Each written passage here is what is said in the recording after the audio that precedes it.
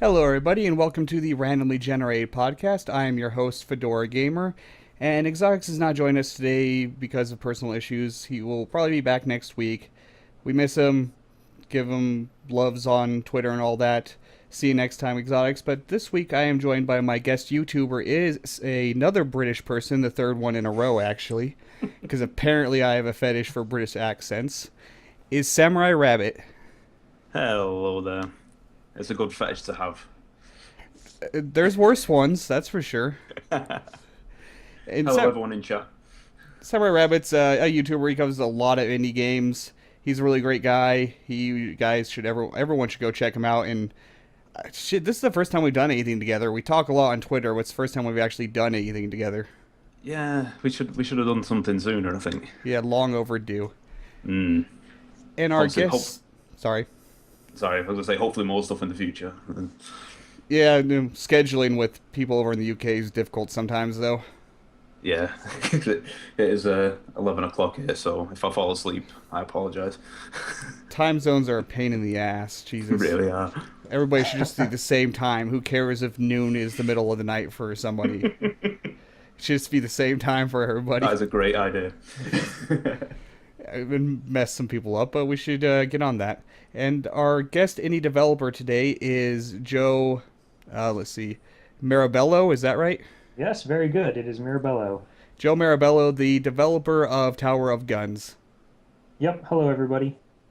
It's a great game. You guys will see it a little bit later. Thanks.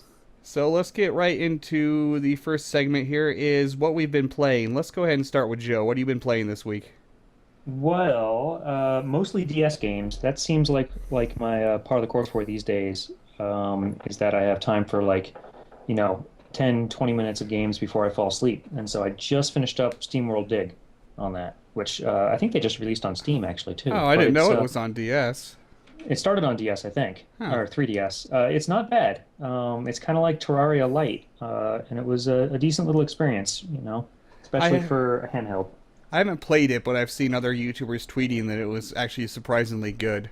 So, Yeah, it's not bad. I mean, it doesn't have the depth of some of the it's not like Terraria where it's got a ton of things to craft and it's kind of open experience and randomized. It's not like that at all, but it is a short, decently made experience that's like a linear Terraria. I wouldn't really equate it to Terraria. There's other games of that type of genre, like mining, digging games that have shown up Oh, on, absolutely. Yeah. like mostly mobile. I've seen several on mobile that were quite fun. But I just equated to Terraria in my mind because of the very block-based nature of it and yeah, the movement mechanics and mining mechanics reminded me of it.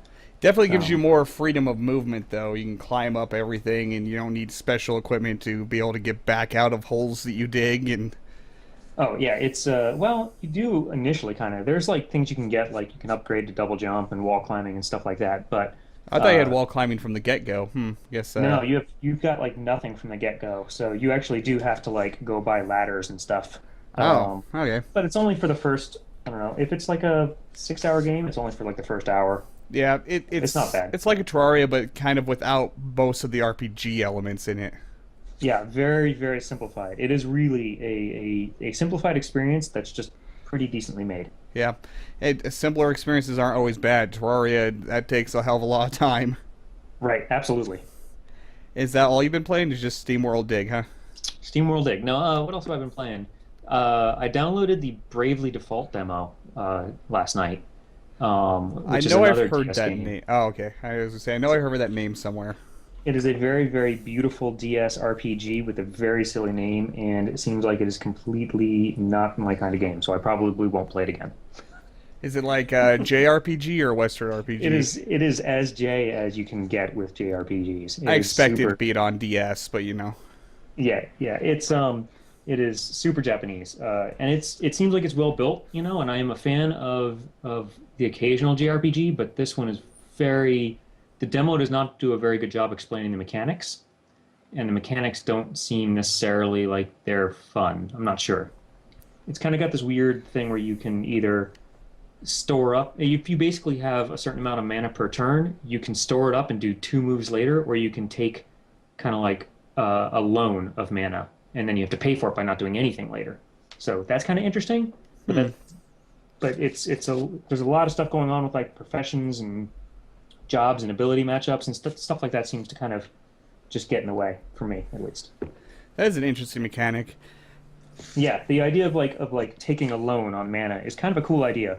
It's got the silliest name ever though. Bravely Default is a very weird name. There's much weirder names for JRPGs, though. Let's be honest.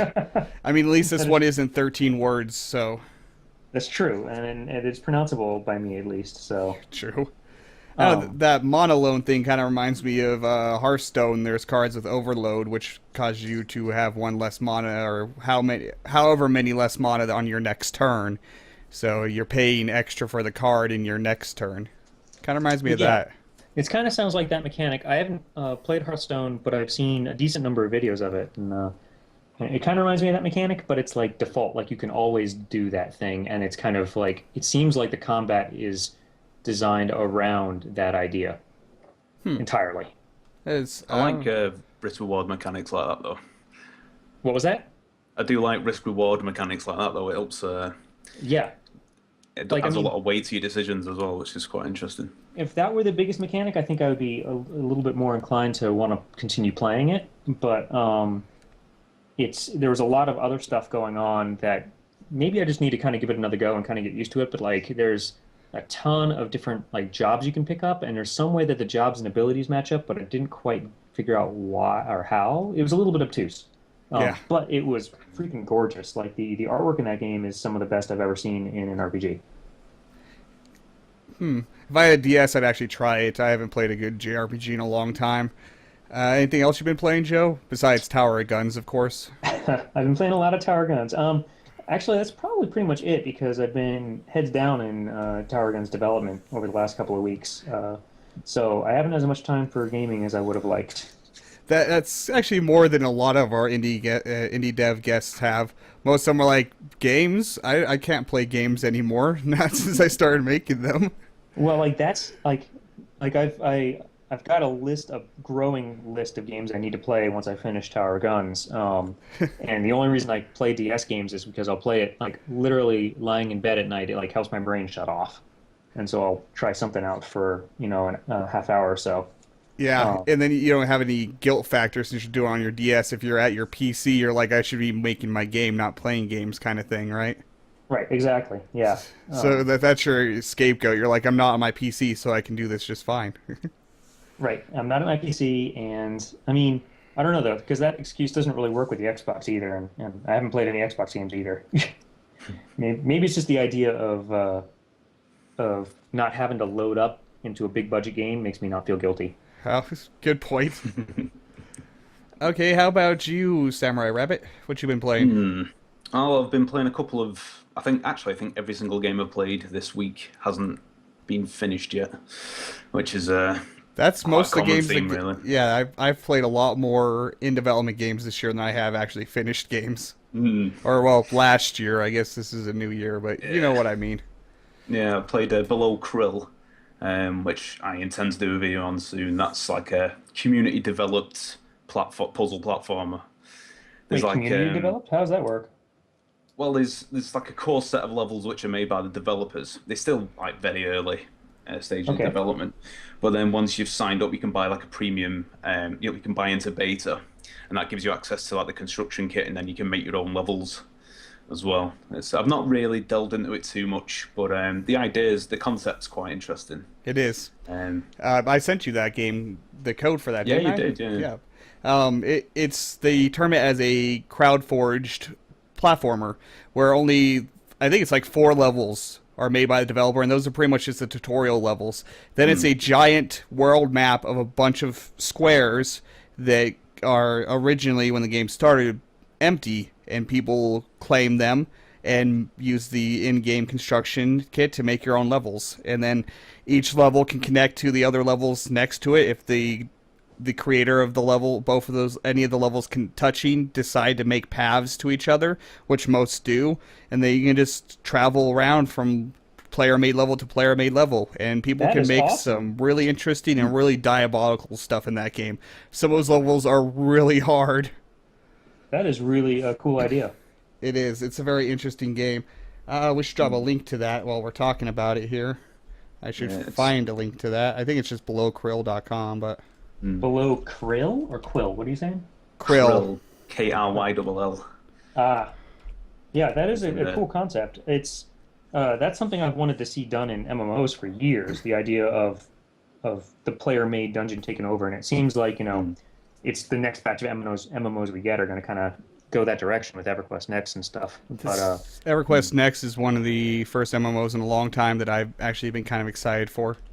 right, exactly. Is it because of the construction tools in it? Yeah, I haven't looked too deeply into it, but I just hearing the concepts, and I used to play tons of MMOs. Oh yeah. And I've played at least 50 different MMOs, and so the last several years I haven't played any because none of them really interest me. All of them are just the same stuff over and over again, and I am really tired of the combat model of tab targeting and then mashing hotkeys like a monkey with a calculator. Yeah, and it seems like that took over the MMO world for Yeah, quite a long time. now there's a lot more action combat MMOs, which several of them I played when they first start showing up, and they're not bad, that's for sure. But then it's the same old boring kill 10 rats questing systems and all so it has better combat, but then all the other systems are really just generic. Well, I bet you the tricky part is like you got to get an MMO off the ground before you can really dive into like scripting. Like later WoW quests, they got crazy with the stuff that they do in the expansion packs and various high level quest lines. And maybe it's just that like these a lot of these MMOs they can't afford to do that right off the bat until they've had some time for their tools to develop and mature. Yeah, The problem I don't know. and problem with World of Warcraft now is that to get to that interesting content, you got to grind for like 30, 40 hours of the same, like, let's say, kill 10 rats and collect 20, like, rabbit noses to progress. I've heard that It's- they've improved that, but I haven't played it in like 4 years now, so I have no idea. would you, I kind of dip into it every now and again and then regret it. And yeah, I played WoW way back in the day for like 2 months. I'm like, wow, this shit's boring. I'm out. But Summer Rabbit, I got a question. If MMO actually had a quest to collect 10 rabbit noses, would you consider that offensive? yes, I would. Okay. And then same boring crafting systems in the games, and there's a lot of games out there that have done better systems, more interesting systems in one of them, like one of the different areas, but then the rest of it's always just really generic. I've seen games with great crafting systems that I really liked, but the rest of the game was just as generic as any other MMO. There's games that do better combat systems, but everything else is generic. There's games that do better questing systems, but the rest of it is generic. If they got all the good systems from those games into one, then it might actually interest me. The Well, I last one think that I really that, got into. Go ahead, sorry. So the last MMO that I really got into was Star Wars: The Old Republic, but that was mainly because like I'm a bit of a Star Wars nerd. So I just loved it being in. I just love being involved in that story in that universe, and I think that kind of masked over what essentially was. It's just like you say, it's the bland questing and the bland combat. But at least the even though the quests were similar, you were given a bit of context by the dialogue and the characters and whatnot, and many of them were quite likable. But once you've played through like a few hours of it, it starts to seem very, very familiar very quickly. That's Yeah. like pretty much every MMO. But I think as people and more importantly as investors, I think become disillusioned with that kind of MMO, I think it'll start getting more interesting because I'm like right now, you think about it, if you ask for like 10 or 20 million to make an MMO, the investor's going to be like, great, make it exactly like WoW, we want those dollars. Yep. Yeah, So that's probably the worst thing you could do actually as well. right, Yeah. exactly. And I have a feeling that that's probably the basis behind of rationale behind a lot of the samey MMOs you're feeling is Oh, that it definitely is. It very much is. the designers are probably like, I would love to do something different. Yeah, but they're chasing money that'll never go to them anyway. Because if a lot of the people that with World of Warcraft have been there for what? How old is it? Is it 8 years old now? I think older than that even. I think Yeah, 2006, 2005. If you've had the same character for 8 years, you're not going to want to start again on somebody else's franchise, are you? If you're embedded in the lore and you've worked your ass off to get this guy like his top tier gear and whatnot, you're not going to start from scratch. And Yeah, start all over in this game that's exactly like the game you've been playing in forever. That doesn't sound, Right, no. It's exactly. going to be something different to get those people away Yeah. from it, not something the same. So yeah, exactly. A very good point. So EverQuest Next I might actually play an MMO again when that comes out. I need to look into it more. I just kind of heard a little talk about it. I'm like, wow, that sounds really interesting. I don't know anything about the EverQuest lore or world, and I had very little interest in EverQuest, the original, because I don't think I actually had a good enough internet access to play it when it was big. But the new one, it's those tools and that their attitude towards like taking player content and like integrating it into the main game really is exciting. That's something I've been saying for a long time in my MMO play career, is that no development team will ever be able to create content as fast as the user base will consume it. You know, MMO players, they're ridiculously hardcore, a lot of them are, and they will Absolutely, burn especially through like that. racing. Yeah. Right. They'll burn through whatever content you make, no matter how big your development team is. If you have a 500 person development team, they're still going to burn through it 3 times faster you can make it. So user generated content is by far the best route to take. And a few MMOs have done a little bit of that, like City of Heroes did something. I didn't know too much about it, but it sounded cool, and I was like, that's exactly what MMOs need to be doing, is allowing user generated content, because user base can make content as fast as the user base will go through it. That's for sure. When you open anything up to user generated content, it's just ridiculous amount of content is made for you for free. Well, So if the tools are good, well, right? yeah, and they don't even need to be good. They just need to be good enough. Yeah, exactly. And there's a lot. It's a very tricky thing in an MMO environment to make it not abusable, where it's, oh hey, I can make this really easy dungeon and grind ridiculous loot and experience. Right. So even if it needs to be curated, like it's only publicly available, the developers like have a team of 15 people in your dev team that plays through and approves user generated content. Even if you have to go that route, that would still be pretty a lot better than trying to make content yourself as fast as your user base can go through Absolutely. it. I mean, it's I want that job. I'll play through user generated content and approve it, well, dude, you played Neverwinter? apply to SOE. Yeah, no kidding. So that's something I've been saying for a long time. That's where MMOs need to go. They need more interesting systems in the first place for quests, for crafting, for combat. They need to get away from the cookie cutter stuff, but then they also need to go towards user generated content. Even if it's all instanced, it'd still be cool. But with Oh, I EverQuest agree. Next being it all in the actual world, not all instanced, that's still pretty. That's I don't know amazing. how they're going to do that. That's crazy. It is. Damn it. Is that the stream? Yeah, the stream just dropped. I think Twitch is having issues because I had trouble getting the stream up in the first place. It's reconnecting now. I think it happens on every single podcast I've ever seen live anyway, so. It's only happened to me in the last 2. And there's this 1 minute delay on streams because Twitch are dicks, so it's going to take a little bit for me to know if the stream's actually back up or not. Yeah. Okay, I think it's back up.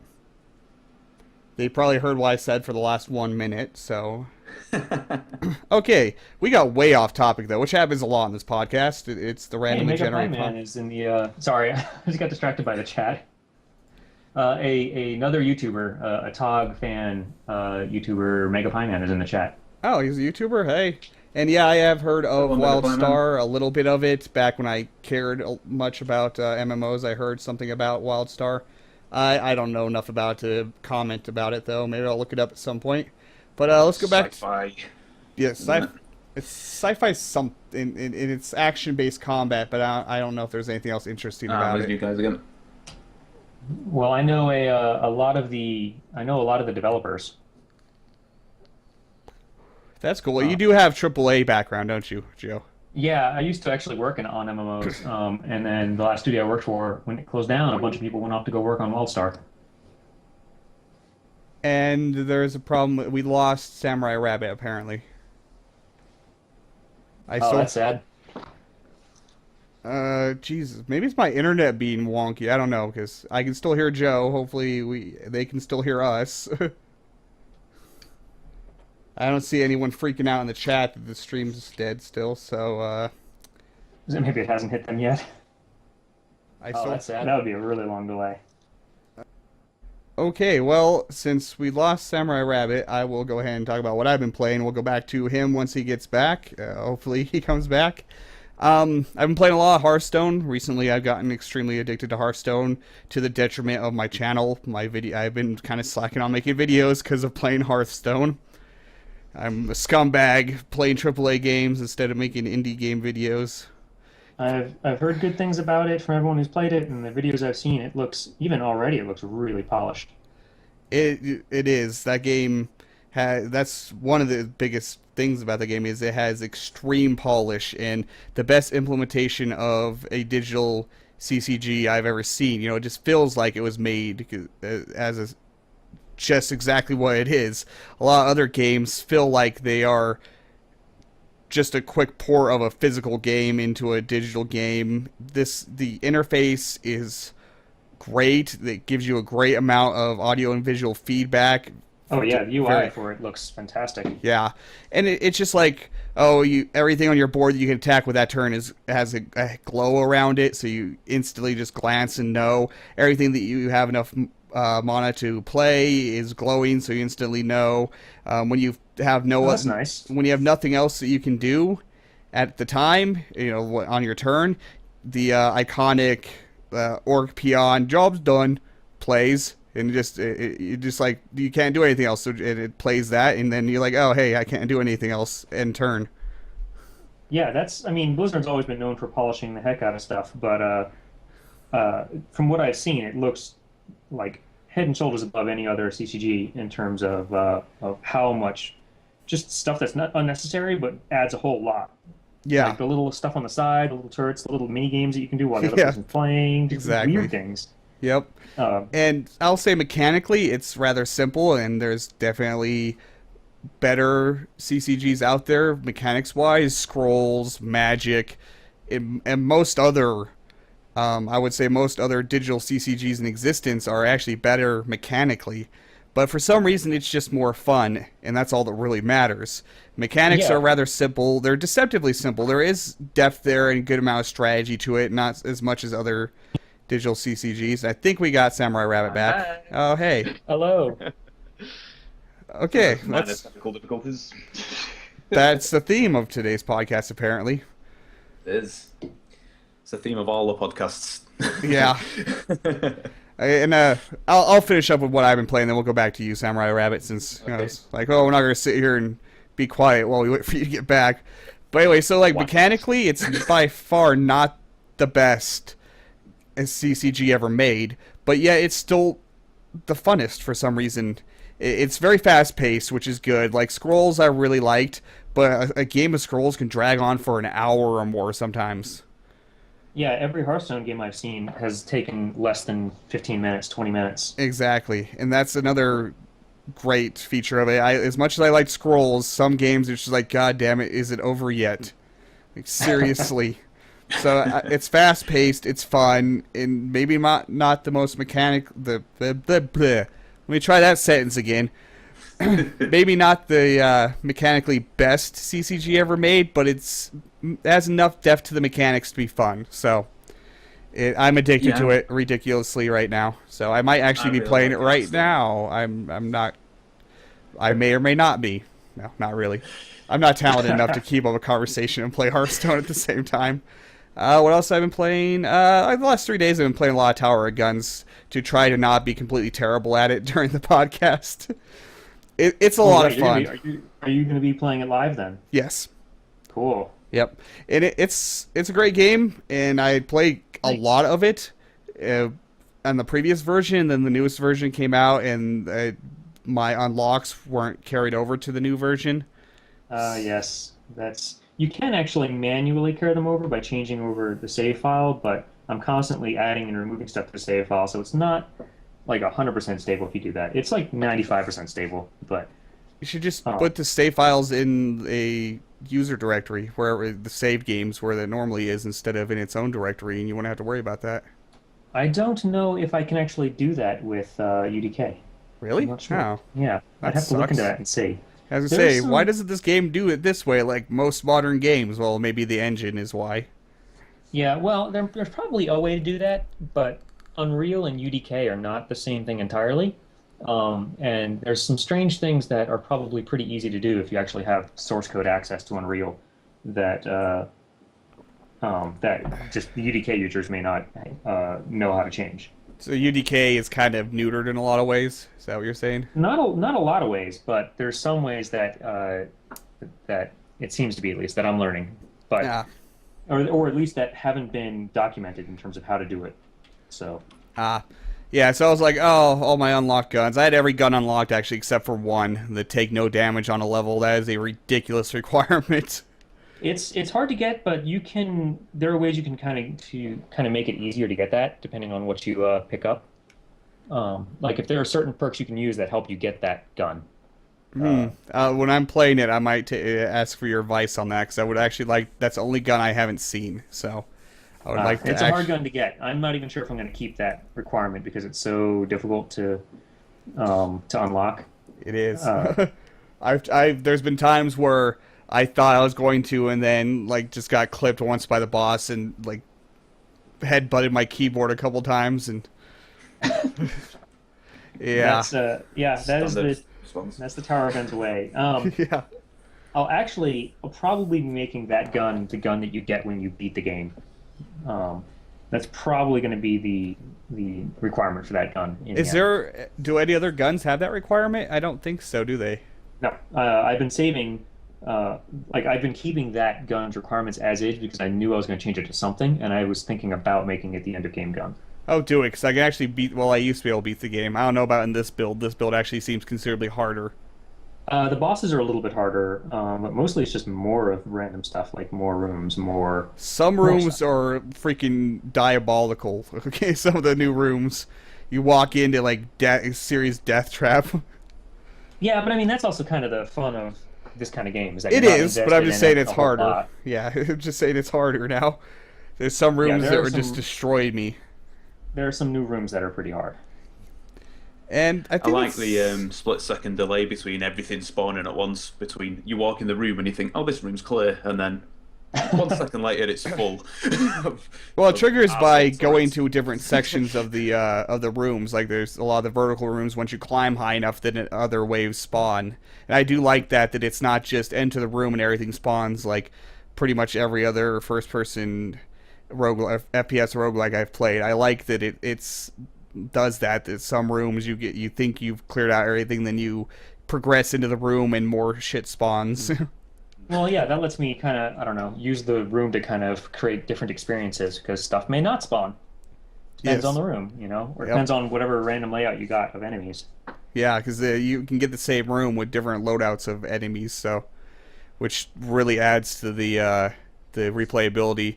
You walk into a room like, oh, I know this room. I know where stuff's going to spawn. Well, not every time. There's different layouts that happen with each of the rooms. Yeah, it's not as varied as I would like it, but it's hopefully at least varied enough that people can feel like they got their money's worth out of the game. Like if I had unlimited time, I would be adding a lot more variety. There's plenty of variety as it is, so you're not lacking in that department, that's for sure. Well, that's good. All right, and that's about all I've been playing. So let's go back to Samurai Rabbit. What else you been playing besides Below Krill? I've also been playing Arena, which is I'm sure I'm pronouncing that incorrectly. Aerena. That's like a multi-platform, competitive, turn-based tactical steampunk shenanigans. It's quite interesting. All those words you said didn't give me an idea of the combat. Is it like a platformer? Is it a No, it's third-person like shooter game? Turn-based tactical combat. It's like isometric view. Oh, okay. All right, I got you. Choose like a 3-man team, and there's a ship on either side of I think it's an 8x8 grid, and there's like traps on there and cover, and you got to try and destroy the other player's ship, which is dots at the other side of the map. So the matches can be quite short because it's only a small map. But the interesting thing about it is apparently you can play with the same account on your mobile phone as well, or your tablet, as well as on your PC. So you can actually take the game with you and play against other people who are also mobile as well as playing on the computer. Whether cool. or not that's the... Pardon? I just said that's cool. That's all. Yeah, whether or not that's Should drop a link. Oh, I'd say drop a link to that in chat, but I think chat is actually dead, and we lost Samurai Rabbit again. God Oh. damn it! Between Twitch and UK internet, I swear. Where are you based out of? Well, hello? Oh, He's he's back. back. I'm back. Bloody hell, this is really starting to piss me off now. Yeah, he's the one with UK internet that I'm talking about having issues. So Twitch is having Right. chat issues again. I believe chat is dead. So Well, I see you chat. I see you say anyone alive in here. I can't remember my login information, or I would log in and reply. yeah, when Twitch chat goes twitchy, some people it'll work for. Like I can use it and you can see what I say, but some other people might not be seeing what I say, and we might not be seeing what they say. Twitch chat can go really, really wonky sometimes. You have just explained a lot of weird issues I've seen with Twitch in the past couple of months. Yes, And that's pretty common. That's been happening since Twitch's inception, really. They can't get basic chat functioning correctly. Okay, I've got a link to Arena, and I'm going to put it in chat as soon as I have access to chat. Okay, yeah, it's quite fun. It's still in an early stage of development, but there's just one little thing that I need to speak with the developers about first before I make my video, and it's one of the yet to be implemented features is a shop. So I really need to know whether that's going to be in-game currency or real life currency. Right. Yeah. Yeah, that'll have a big impact on whether I like the game or not. Really. There we go. There it is. Yeah, there's quite a lot of. There's always that temptation with developers making mobile games to make them as freemium as possible. And I don't want to. If I'm going to pay £7 or £8 for a game, I don't want to have to pay for advantages in game as well. Especially unless it's like expansion packs or something. If it's just cosmetic, then that's fine. But if you have to pay, if you can actually buy power in a competitive multiplayer game, then that's a no-no for me. Yeah, that's Right. scumtastic is what that is. Mm. Cosmetic and convenience stuff, to some extent I'm okay with. But yeah, buying power, I won't touch the game. Yeah, like if you can get if you got a progression system with experience levels and you can buy like an experience booster or something like that, that's fine. But if you can just go out and buy the best weapon in the game, I think it was I think Path of Exile do a really good job of their microtransactional store because I believe that pretty much all of it is cosmetic. And They don't do convenience. They have some convenient stuff like more storage space and more character slots. But yeah, it's all convenience and cosmetic. Path of Exile does free-to-play the right way. They're one of the very few examples of that. Yeah, they may go Well, bankrupt because of that, but I feel like my tolerance for that kind of stuff is a lot higher if the game is free to play versus if you've paid money. You said for Arena you'd actually paid money for the game, so I feel like they have much fewer excuses. Exactly. but I say it's not been confirmed by the developers yet, so I don't want to. I just have to make that clear, but it is in there. So hopefully, I'll get some more information out of them before I make my video. So that'll obviously affect the conclusion. Sounds kind of interesting. I'll definitely watch that video. Yeah, you got these it's a bit MOBA-ish in the fact you got 9 heroes to choose from, and you choose a squad to send in. Each of them's got different advantages and disadvantages. Got a couple of melee guys. You got a sniper, and then you got one called Harlequin, which has got 3 hit points but causes massive damage. So he's like a glass cannon. So there's a few interesting characters in there. Is it purely competitive, or is there any co-op, or is there there's any no single-player content at all. There's a short tutorial, and then you can play against bots, but that's it. There's no story mode. There's no campaign as such. It is just deathmatch, and that's it. You got I think it's a 4-tier league, and I think the season is around a month long, if I remember rightly. And then at the end of the month, you get given in-game prizes you get things called shells. You can choose 3 to take into any battle with you, but they randomly generated which ones that you get added to your pool, and then they do things like cause direct damage to the enemy ship, or you can heal your troops, or give you various bonuses. We're gonna have to So check it it sounds out. kind of like a multiplayer XCOM, like old XCOM, kind of. Where In you're a taking way, in different yeah, teams. that kind of it's similar kind of combat. Okay. sounds good to me. I love the squad-based, turn-based strategy type combat, Yeah. XCOM-y type stuff. So And it's good that you can probably play a game in like 12 minutes as well, so you can like stick a bit of time in it and feel like you've achieved something rather than, if you haven't got much time to play games, which that'd be alright to pick up. Right. Which incidentally is what I quite like about Hearthstone, because you can just like feel like you've achieved something, or not achieved something after 10, 15 minutes of play. Well, that's I think you were gone at that time when Fedora was talking about it. Was talking about Hearthstone. yes, That I'm was what very he was addicted to it. Yeah, it is. It certainly is compelling. Yes. Anything else you've been playing? I've been playing a bit of Baldur's Gate. That's old school. Yeah, Uh, classic right there. yeah, I had a bit of trouble getting me CD-ROM copy at work, so I downloaded the enhanced edition, which is this. It looks like they've fixed a few of the old bugs and added some of their own to it. So I may do a Let's Play series on that at some point, because I really do like that game. But I don't know. Like a throwback Let's Play, retro Yeah. Let's Play. I did do last year. I started doing a nostalgia series. I only ended up doing I think 3 or 4 videos in there. I was going to do a load of like old like Mega Drive and Genesis games, but I Sega started being twats about people showing off their old games, so I decided against continuing that series. So I may do something with that in the future. We'll see. If you have more time, we all need more time, don't we? Exactly. Right. Yeah. And YouTubers always have series and video concepts in our head that just never end up being made. Yeah. It happens all the time to me, trust me. There's like several video series I'd like to do, but I can't keep up with the ones I have going now. Full-time jobs get in the way, don't they? Yes, they are a nuisance, that's for sure. So, like, 50,000 people should go subscribe to me so I can just do this full time and not have to care about that. I agree. Get on that, everybody. Yeah. Well, these days, you'd probably need more than 50,000, wouldn't you? I've seen some YouTubers go full time YouTubing at 20, 30,000, so. Oh, wow. Yeah, It like, depends on how active they are, doesn't it, really? I mean, if you got like 40,000 subscribers, but you're only getting like 200 views on your videos because no one's actually watching your stuff, then yeah. Well, it depends how much content you put out, too. If you put out a video every day of the week compared to putting out 3, that's a big difference on how much you're getting from the same subscribers, so. That makes sense. All right, so let's go ahead and move on to gaming news, which I have a few interesting things here. Let's see here.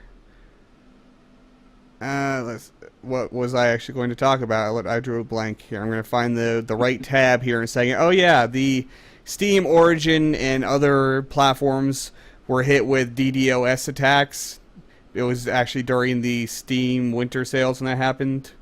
And Steam was, like, unusable for half of a day, and apparently it was happening to Origin and to several other game networks. I believe PSN and Xbox networks were getting hit too, all in the same day. And apparently it was a hacker attack with DDoS attacks, which are denial of service attacks for anyone that doesn't know what that means.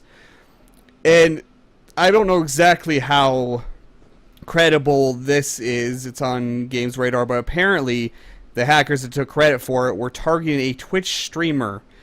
James Varga, Phantom Lord is his Twitch name. They're systematically targeting him? Yeah, they're systematically hitting games and services that Varga broadcasts regularly. And then apparently Varga was also arrested because of prank call-ins to the police in his area.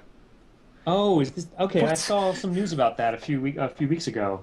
Yeah. That he was like arrested, and it was because of a prank phone call. So this is the same, or more people basically trolling him. Yes, he was arrested that day that the DDoS attacks were happening. Apparently, He's because starting to get to know those police officers pretty well. yeah. Well, I don't know if it was that day. Actually, it might just be a follow up to the same people targeting him. What a stupid reason to try to shut down major game platforms because of one Twitch streamer. How petty do you have to be? Seriously. that is unbelievably pathetic, isn't it? Really, that could put people out of work, though, couldn't it? Really. Yeah. Well, yeah. I mean, especially during the Steam sale. I mean, there's like, if you look at some of the various indie games, they will make over, half their income from one day on a Steam sale if they're lucky enough to get on like one of those flash sales or something. It's Yeah, crazy. Yeah. yeah, you're hurting a lot more people than one Twitch streamer that, in the grand scheme of the world, doesn't matter whatsoever. Like, seriously, what? I don't know anything about this guy. Does anyone know why some people are pissed at him, apparently?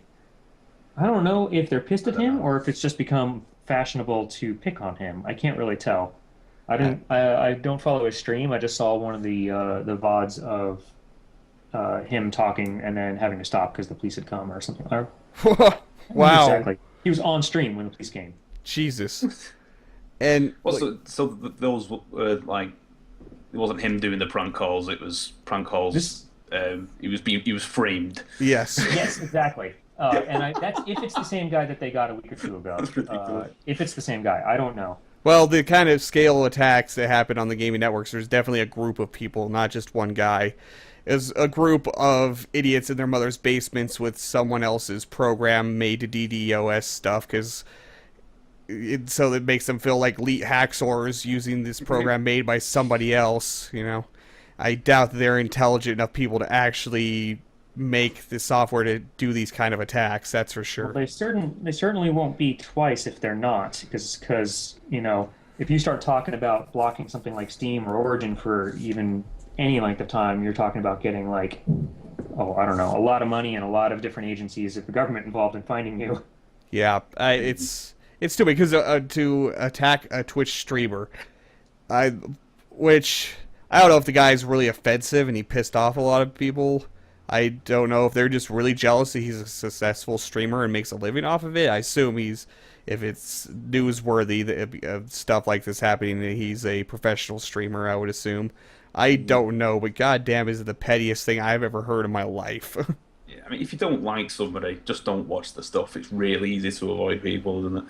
Yeah, exactly. Instead of hurting millions of gamers that want to play and buy games, I don't get it. That's probably the dumbest things I've ever heard in my life. Okay. Didn't Rust get hit by a DDoS as well? I don't That's know. like a survival. That's a like sandbox survival game. I'm not actually played it myself, but apparently that got hit as well, either last week or the week before. A similar sort of attack. I know For Cube no World apparent did. reason. Cube World used to get hit quite a bit by DDoSs. People are idiots. That's all I gotta say. Yeah. I will stay very far away from multiplayer games for a while for that reason. Yeah. Until 'Cause I feel apparently, if somebody confident doesn't enough. like your game for some arbitrary BS reason, they're gonna attack you. Yeah, well, it's very easy to piss off people on the internet too. So Yeah. I wouldn't want to tempt fate. Yeah. I don't know. I mean, Cube World, I guess, is because people are raging that, oh, it's a Minecraft clone, you shouldn't exist. And I guess was the reasoning for it. I'm not sure. But, I don't know. Most DDoS attacks have really stupid reasons behind them. Maybe. I wouldn't be surprised if a lot of them are not just script kiddies though. If more of them are actually people who kind of know what they're doing and they're just testing their skills for bigger purposes or something, or who knows. Because it's like, what are the Cube World guys going to do to them? They seem like a target you could go after that's not Steam, not Origin. God, I heard a little bit of the story behind Cube World. It was really one insane, pissed off guy, and I don't remember exact reasoning, but he was very much mental. I remember reading about a story about it, and it was Really? yeah, it was one really crazy guy. It really was, but I don't remember the exact details of it. I just remember thinking, wow, this dude is freaking out of his gourd. But it was Cube like, World made like a husband and wife team as well. Yes. Just two, yeah. So yeah, obviously a valid target for your for that kind of thing. yeah. It's fucking with people's livelihoods, isn't it? It's disgraceful. Next story we have on the chopping block is Fallout games were pulled from digital distribution, both from Fallout 1, 2, and Tactics were pulled from GOG, Steam, and several other places. Places. I was reading the word license is and mixed it with places. I don't know what that word even was. But it's been pulled down from a lot of places, pretty much anywhere that has it, because of licensing issues. This comes because the IP acquisition by Bethesda took effect, and then so it was pulled from digital distribution everywhere. And it's because the IP has changed hands, and it's just automatically pulled down for that reason. Bethesda has come out and said that they pledge to work out the issues as quickly as possible and get the games back on digital distribution. So that franchise has had the hardest time staying online. Yeah, the classic ones now. Yeah, it's a shame. Sort of 2 quality games. Tactics weren't that hot, but the first 2 are fantastic, like old school RPGs. Yeah, I really like those 2 games. They are great games. GOG did give all 3 of those away for free, I think, for a week. Yep, I grabbed them during that week or so. Yeah.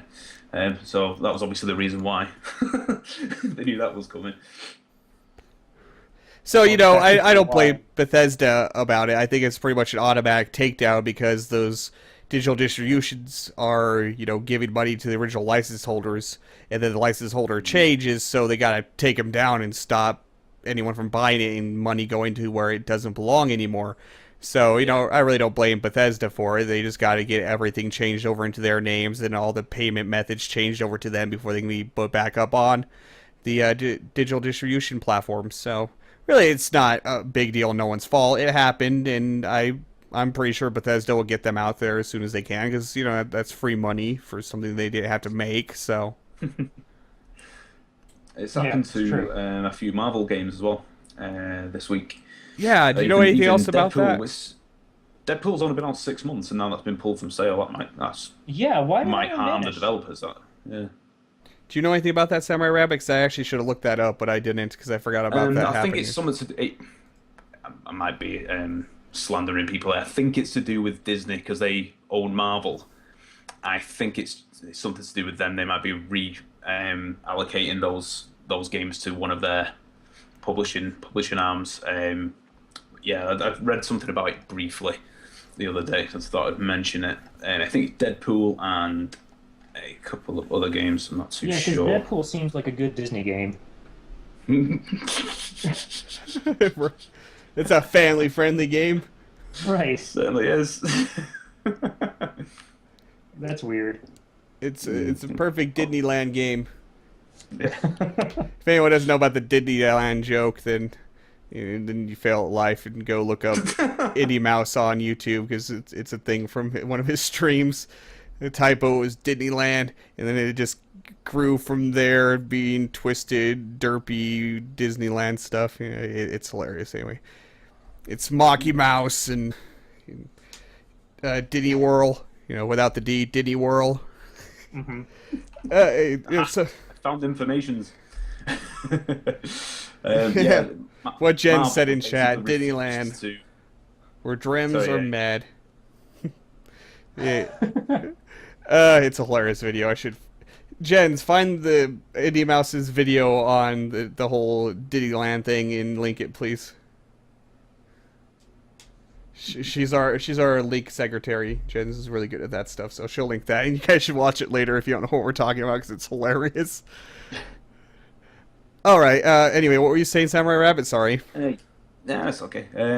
I've found some information. Marvel have elected not to renew their licensing agreement with Activision and Capcom. So they just decided not to.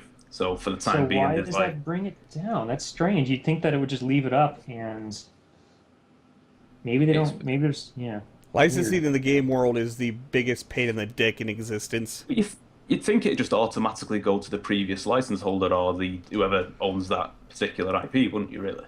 Or you think that it would stay in effect for deals that exist, and it's just, okay, so you can negotiate different deals for the next thing, or...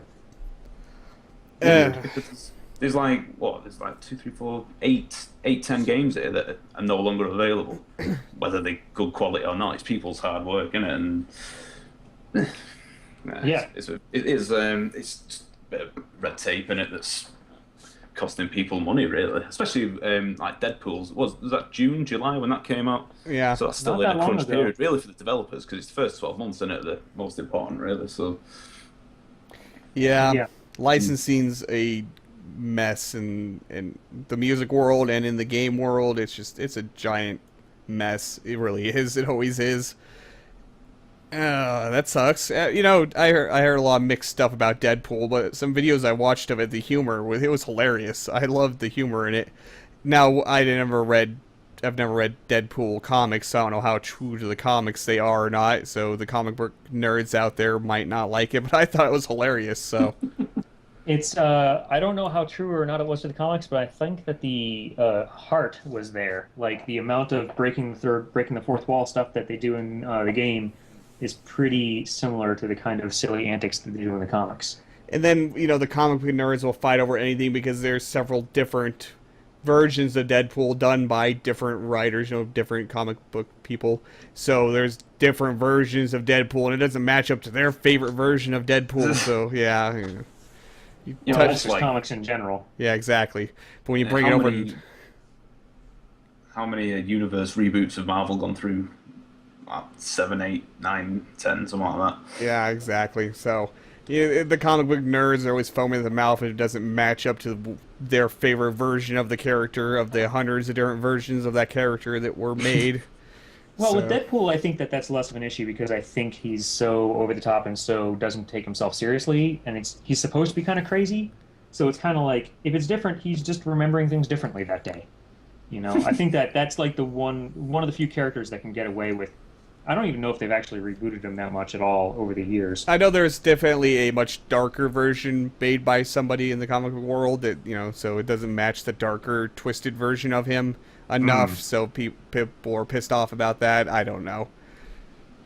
I don't... got enough dark and twisted, haven't we? I think. Yeah, much more dark and twisted. I don't know. I haven't read those versions of. I haven't read any versions of Deadpool, but I thought the humor is great. But I also have the humor of a 12-year-old most of the time. So I'm basically a child. It's probably. I think that's a quote from Northern Lion, actually. He's about the same way, but yeah, because I find the number 69 hilarious in most contexts, and yeah, okay, so it's Deadpool. I thought it looked hilarious. I don't know if the gameplay was very good or not. It looked fun enough, but it seemed like a decent diversion. It shooter at one point as well. Yeah, they go all over the place, from what I understand. Like it's you'd never know. From what I understand, you never know what you're gonna get. Like it could turn into anything at any moment. Sounds right for Deadpool. Deadpool. Play it. Yeah. Yeah, I've seen one or two videos, and it looks like it's goofy fun for 6 or 8 hours, however long the campaign takes. And well, if you want to play it, you got to pirate it now. That's a real good way to do it, guys. Now that we talked it up so much. Yeah. Okay. Fedora confirmed, baby. Jens, bite me. But I love you, Jens. Okay, the next story we have is and I'll throw a link to it here in the chat, that Samurai Rabbit sent me. That is an extremely impressive mod in development called Skywind, which is bringing the entire Morrowind to Skyrim. And this makes me so happy. Mental. Yes, it's a 70-person team making this mod with 30 dedicated voice actors. That's probably more voice actors than the original game had. Probably. I think they had Did it have voice three. actors? I don't think it did. The original Morrowind? Yeah, it did. Just not very... not the side quests and stuff. No, I mean Skyrim. I think that's more voice actors than Skyrim had. Definitely. I think Oblivion had 2 voice actors, didn't it? No, I mean, they've had... Yeah, it's definitely... There's a lot of recycling, but I think there's probably about 20 or something in Skyrim and Oblivion, and there were definitely fewer than that in Morrowind. But Morrowind was my favorite of the settings, so I'm excited about that. And by the video I watched here on this news page, it looks amazing. Yeah, because they're not modding it straight; they're building it from scratch in using Skyrim's engine. It's unbelievably ambitious what they're doing. So they've gone through the whole open world of Morrowind and building it from the ground up.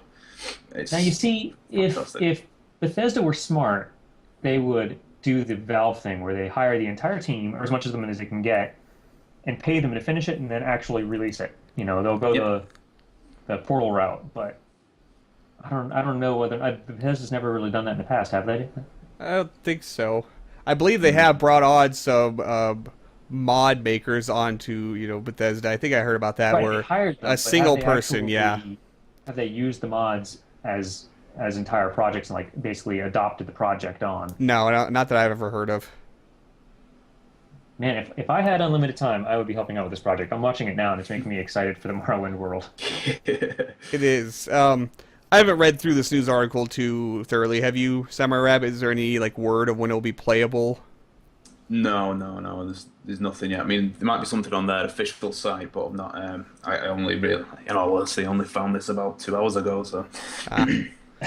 I want to play it, and if Bethesda did do that, I would definitely pay for this as DLC. I would pay for it. That's for sure. I think a lot of people would. I mean, this is kind of like what I was hoping Dragonborn was going to be when they first talked about it, because it's like you go to Morrowind and Dragonborn, but not like Morrowind. Yeah. The one thing I'm worried about, though, gesture. right? I'm worried about the fact that when you play Skyrim, have you guys like seen how people have taken the map and kind of scrolled over, and you can see like where Cyrodiil is and where Morrowind is, and it's like makes me think like maybe they are going to be doing this on their own sooner or later. So it kind of makes me feel a little bit worried that this team's hard work may eventually be negated by something Bethesda does officially. Yeah, I mean, the official line that came out because of that was that they wanted to get the scale of the region right. Mm-hmm. So they roughly mapped out the whole of the continent and to get the scale of Skyrim right, but whether you believe that or not is another matter.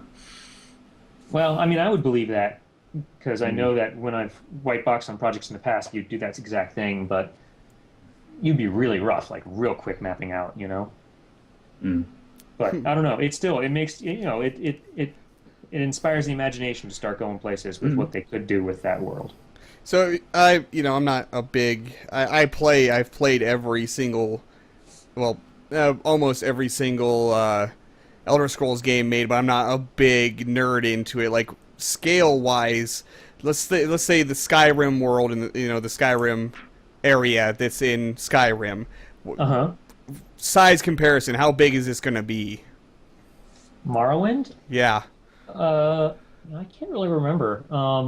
I think that it was probably larger, but it wasn't as filled. Like there wasn't as much stuff in Morrowind because it was like desert and volcano and like a lot of like blustery ash-filled lands.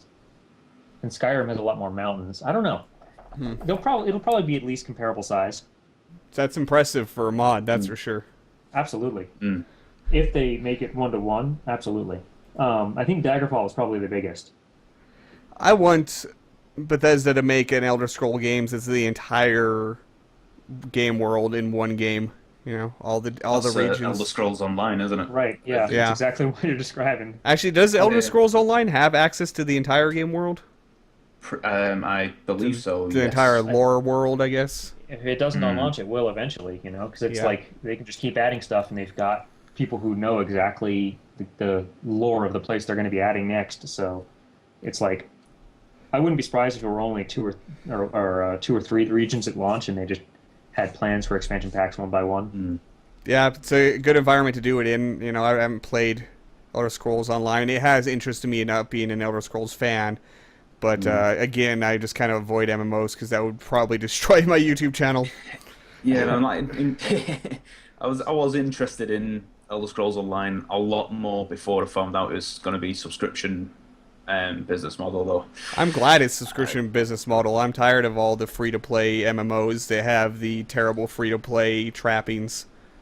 I think the problem with a subscription model is, though, the developers put a hell of a lot of pressure on themselves to have a successful launch, and you very rarely get a smooth launch. Because if people are paying for that month, people want to play it immediately. Whereas if it's free to play and it's a rocky launch, to think, I will wait a couple of weeks, wait for everything to settle down, and we'll be fine. But if you're paying £9, like $15, whatever it is, I think that has a massive impact on your patience levels. There's never been an MMO that's had a smooth launch either, because it's like you can't test getting 4 million people out of nowhere signing up for your game. That's a large number. It's probably too large, but you know what I mean. Yeah. Like there's no way to like simulate that.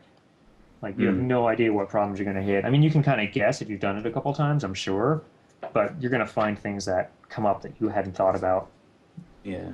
Yep. And it's like you're going after an audience who, like I mentioned before, with getting people who've had the same World of Warcraft character for years to start from scratch. You're also getting people who may be playing the same game that's had that many years of polish as well. So going something that's still going to be rough around the edges and still trying to find its feet. It's hard to convince people in that first month, and with how much money they cost to produce as well. The first 2 or 3 months of MMO, it's like sink or swim, isn't it? Really.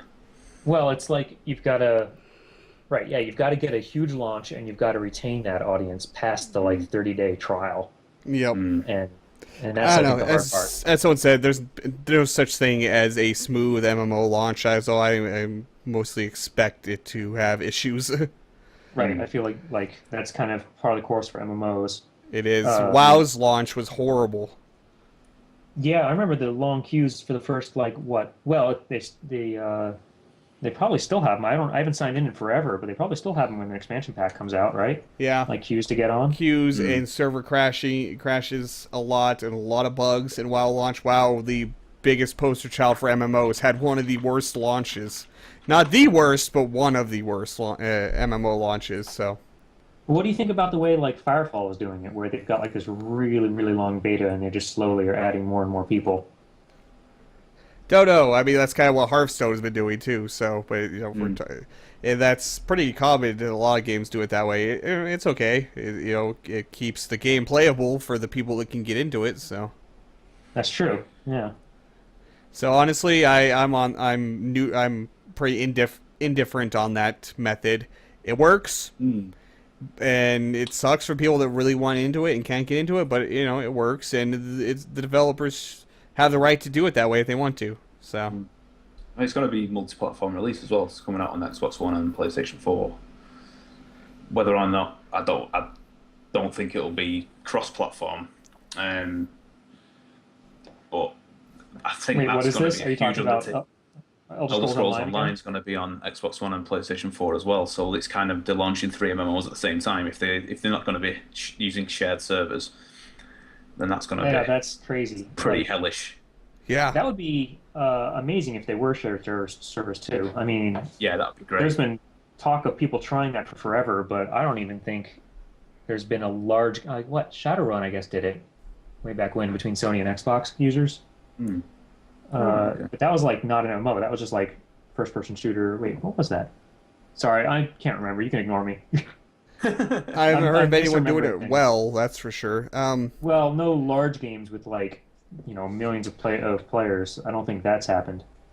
No, I can't think if there has been any cross-platform MMOs that had shared servers. I know there has to have been one. It's kind of nagging in the back of my head that I've heard of something like that, but I can't think of a name. Did Final Fantasy do it? Maybe. That seems like they might have. Well, either way though, it's no small feat if they pull that off. Yeah, no Even kidding. with a rocky launch, if they are able to get something that works, that's hey, awesome for them. Yeah, that would be really impressive. Actually, I would be impressed. I might actually pick it up. I want to play it, but I'm scared that it will do like what Hearthstone's doing to me right now. Don't play both at the same time. Yeah, and I might just have to leave my wife and kids to have time to do stuff. So, and that's a terrible idea, right? Yeah. They'll understand. Yeah, yeah, sure. Yeah, I would be a pretty big scumbag for that. All right, let's go ahead and move on to playing some Tower of Guns. Let me go ahead and get fired up here. There we go. The chat caught up to us. Final Fantasy 14 did do it with PS3 and PC. So, still, that is fantastic. That somebody has done it at least. I hope that didn't blow everyone's eardrums. The game's starting up. It hasn't gotten to the Twitch yet. Yeah. Let's get the audio down a little bit on the game here so I can actually hear you guys. And I'm going to turn off my laptop's speakers right now so that I don't end up hearing it in a second really loud. You're scared. You're a little bit scared. Well, they won't see it yet. They will hear it, though. So I have... Oh, you still have the slate up? Yep. Let's switch that here. How come I'm bald? Because somebody has to get the bald picture. Okay. We had this conversation the last one, I drew actually. the bald straw. Yes. Yep. Rabbits are bald, right? That's all right. So they are now, but who is RPG ODC cast? OD cast, rather. Huh? The person who's not here that's in the picture. Oh, that is Exotics. Ah, okay. And let's get this volume down a little bit more because it was kind of drowning you guys out a little bit still. For me, I need to be able to hear you guys while I talk. And I think we might be good. Trying to flip windows around here and play pretty much window Papers, Please. There's so much stuff open. Alright, let's go ahead and jump in. And you will be seeing what I do a minute later because of wonderful Twitch adding a minute delay to everybody now. Well, you'll just have to narrate for us. I'm going to go with the Egon's Pride, I think. Well, no, the Kegerator I'll kill myself with. Anything that does explosive damage is a death sentence to me in this game. It really is. The Kegerator is really powerful if you get good with it. Yeah. It's really powerful to kill myself. Damage radius is a very useful thing in Tower of Guns. Yeah. Unless you kill yourself. I've never got anywhere close to beating the game in any of the weapons to do explosive damage. Interesting. And I will make fewer of them that do. Yeah. I forget what my favorite weapon was when I had most of them unlocked. I think it was the collect 20 different items to unlock, and that might have been what I used the most. I don't remember. 20 different items. Which weapon was that? I don't know, because it doesn't tell the gun name unless it's unlocked, so...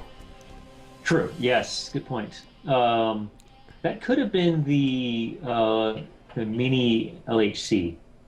I think it was. It's one that kind of looks like, a long rifle. It's got a rifle look to it. Yeah, that was probably what that was, the mini LHC. And I'm gonna stick with Bluegrass for my perk. It gives me triple jump from the start. That's very handy for a lot of secrets you can't get to without multiple jumps. Yeah, that is the one that most people choose. Well, when I got high enough to unlock higher ones, I would usually choose the allow gun level to go up to 6. You're the first person I know that's actually commented on that, either in a video or on stream. Like, I don't think a lot of people unlock that one. I don't remember how you unlock it, but it was one of the last things I unlocked before I switched to the newer version, so... You have to level your gun up 99 times. Oh, right. It takes a while. I've played this game a lot, yet I only just recently did a video of it. Because I would never stop playing it long enough to, fire up recording software and actually make a video of it. Well, I'm happy that you have enjoyed it, then. Or at least enough to keep playing it. Okay. So, give everybody the elevator pitch of what Tower of Guns is. Okay, Tower of Guns is a randomly composited first-person shooter, bullet hell-ish kind of thing. You basically are running around in this giant tower trying to get to the top, shooting things as you go. It's very fast-paced, very Twitch-based, and every time you play it, it's going to be a completely different randomized experience. The levels are random, the enemies that spawn within those levels are random, the loot you get, the bosses you get, tons of different ways to keep it replayable.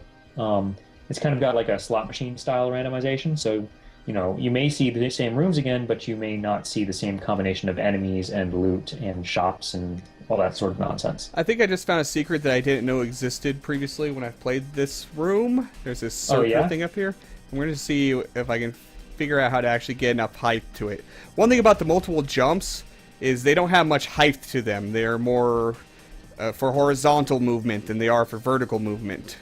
Right, so there are a lot of secrets that you maybe even can't get without enough jumps, and the idea is that you may find a secret and you will have to remember it for when you come back to that point and you do have enough goodies to be able to reach stuff. Yeah, or if you get some jump height upgrades, those help a lot with getting to secrets. And They do. there is an on-use item that gives you temporary flight. There's Yep. also one that makes a ramp, which will help you get to higher places. But I think I found out how I can get to this if I stand on this little thing here, and let's try it. Ah, no, I need one more jump. Damn it. It's one of the... You should be able to make it. The screen doesn't call up to where you are, but I think you can probably get up there with the bluegrass perk. These, stand on these things is really hard to do sometimes. It is, yeah. I mean, Intentionally so, I'm sure. there's a reason that a lot of first-person shooters don't do a lot of platforming. And because it is very hard to have a sense of where your body is, but... Yeah, it's like, where are the balls of my feet? Right, yeah. I wanted to try and do something with a lot more platforming, and the way I think to get around the first-person shooter platforming issues is to make it very forgiving. Lots of extra jumps, lots of ways to get back to where you were quickly. Yeah, So- I don't think I can get to that. I've tried 3 times and I can't get to it unless I'm just not good enough at these jumps. Is there a different post? Maybe a different post is closer. Closer or higher. I just couldn't get enough height still, it seemed. Well, anyway, I don't want to help you through the secrets because... Oh, wait, I that's see that's something. developer spoiling. I see something that is higher. It's this thing over here. It's slightly higher and slightly closer. Oh, and I slid off of it. God damn it. We're going to spend this entire podcast trying to get this one secret. What's up there? Can you even see if there's anything good up there? I haven't noticed anything. Well, you made it. Is there like a room inside there? Maybe? I don't know. It's randomized what spawns there. There's certain things that can spawn in secrets only, and Oh, there's a bunch of money. I see a bunch of money now. okay, that's actually a pretty good thing to get in the first level. Yep. Okay, I made it up here. I think this is a little bit taller than those blue light things, so we'll try this. Yes, I got it.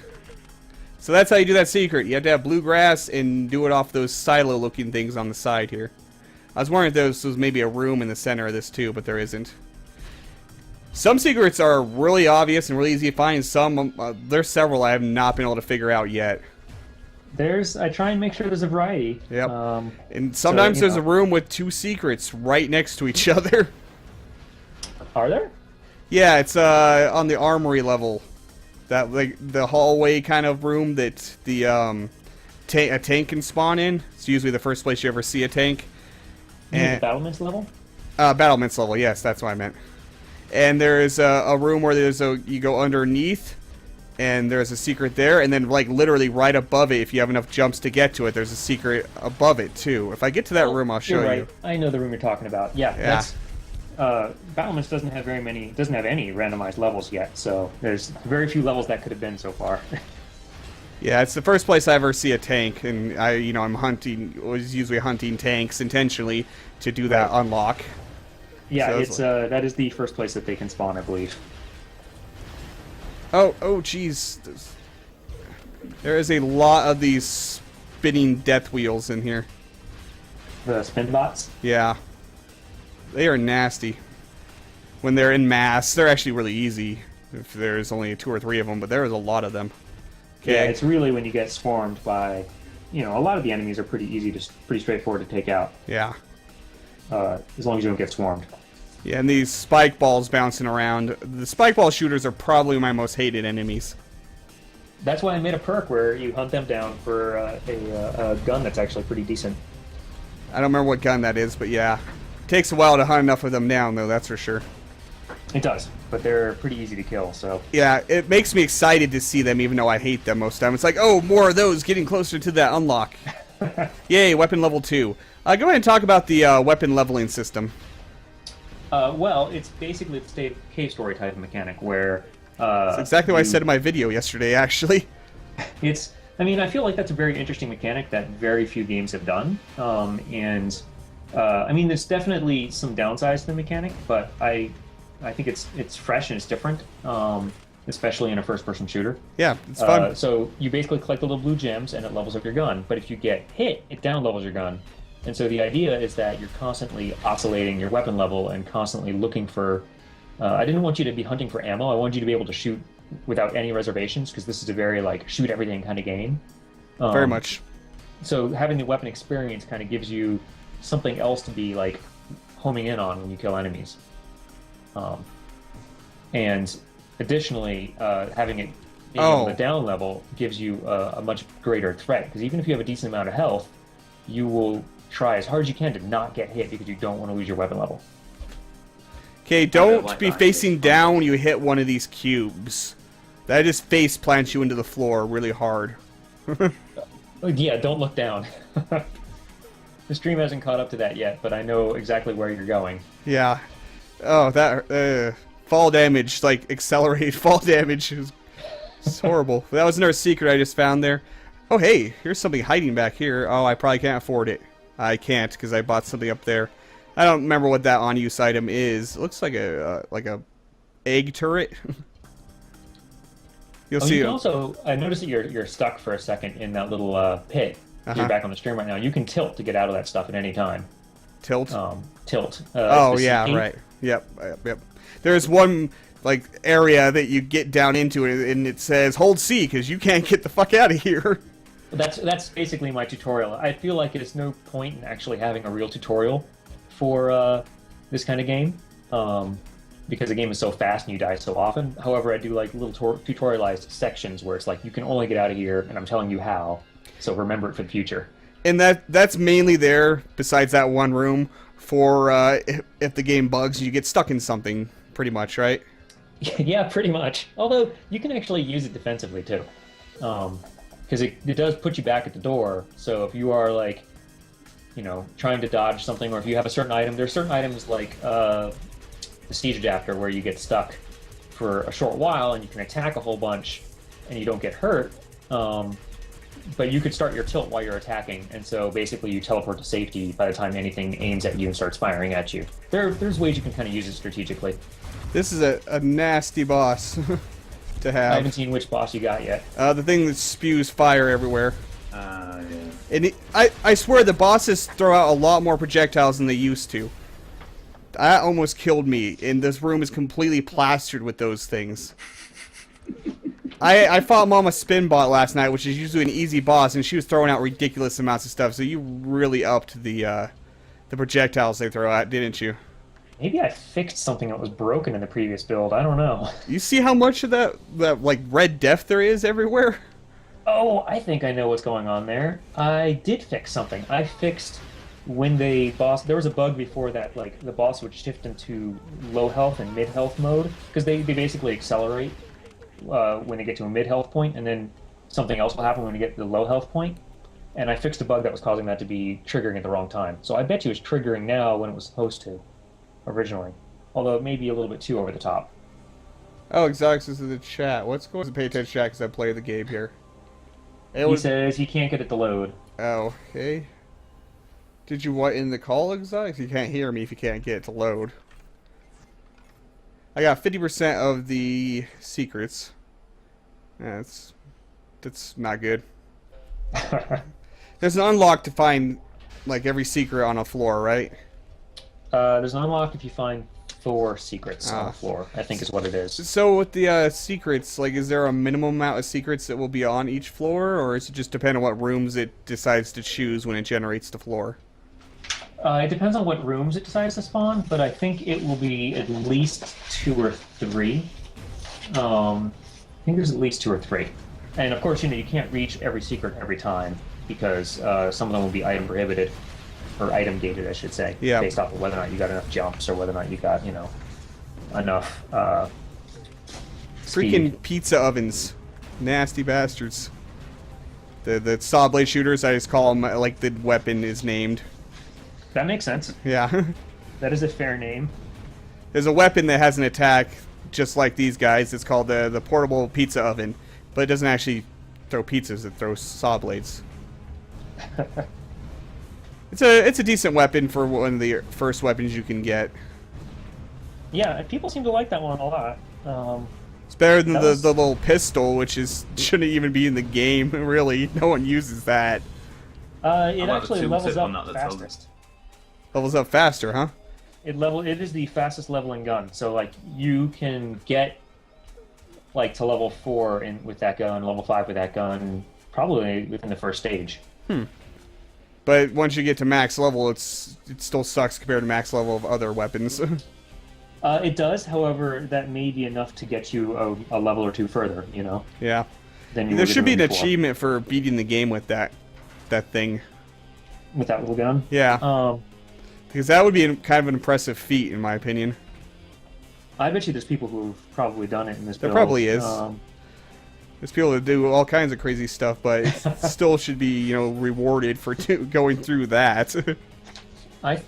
Making an achievement for beating the game with various guns is something that's actually kind of been on my list. I just haven't figured out how I want to do it yet. Like, if I want to do it as like a Steam achievement, or if I want to do it as something fall damage. in the game. Oh! It's like, I'm out of jumps. I'm going to eat concrete. I'm trying to get to the secret up here, but I don't know if I have enough jumps to get there.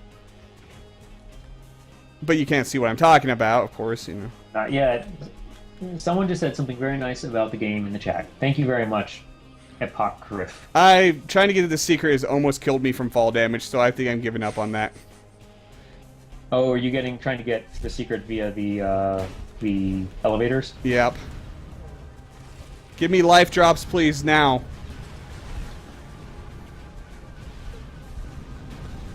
Now. I'm dead.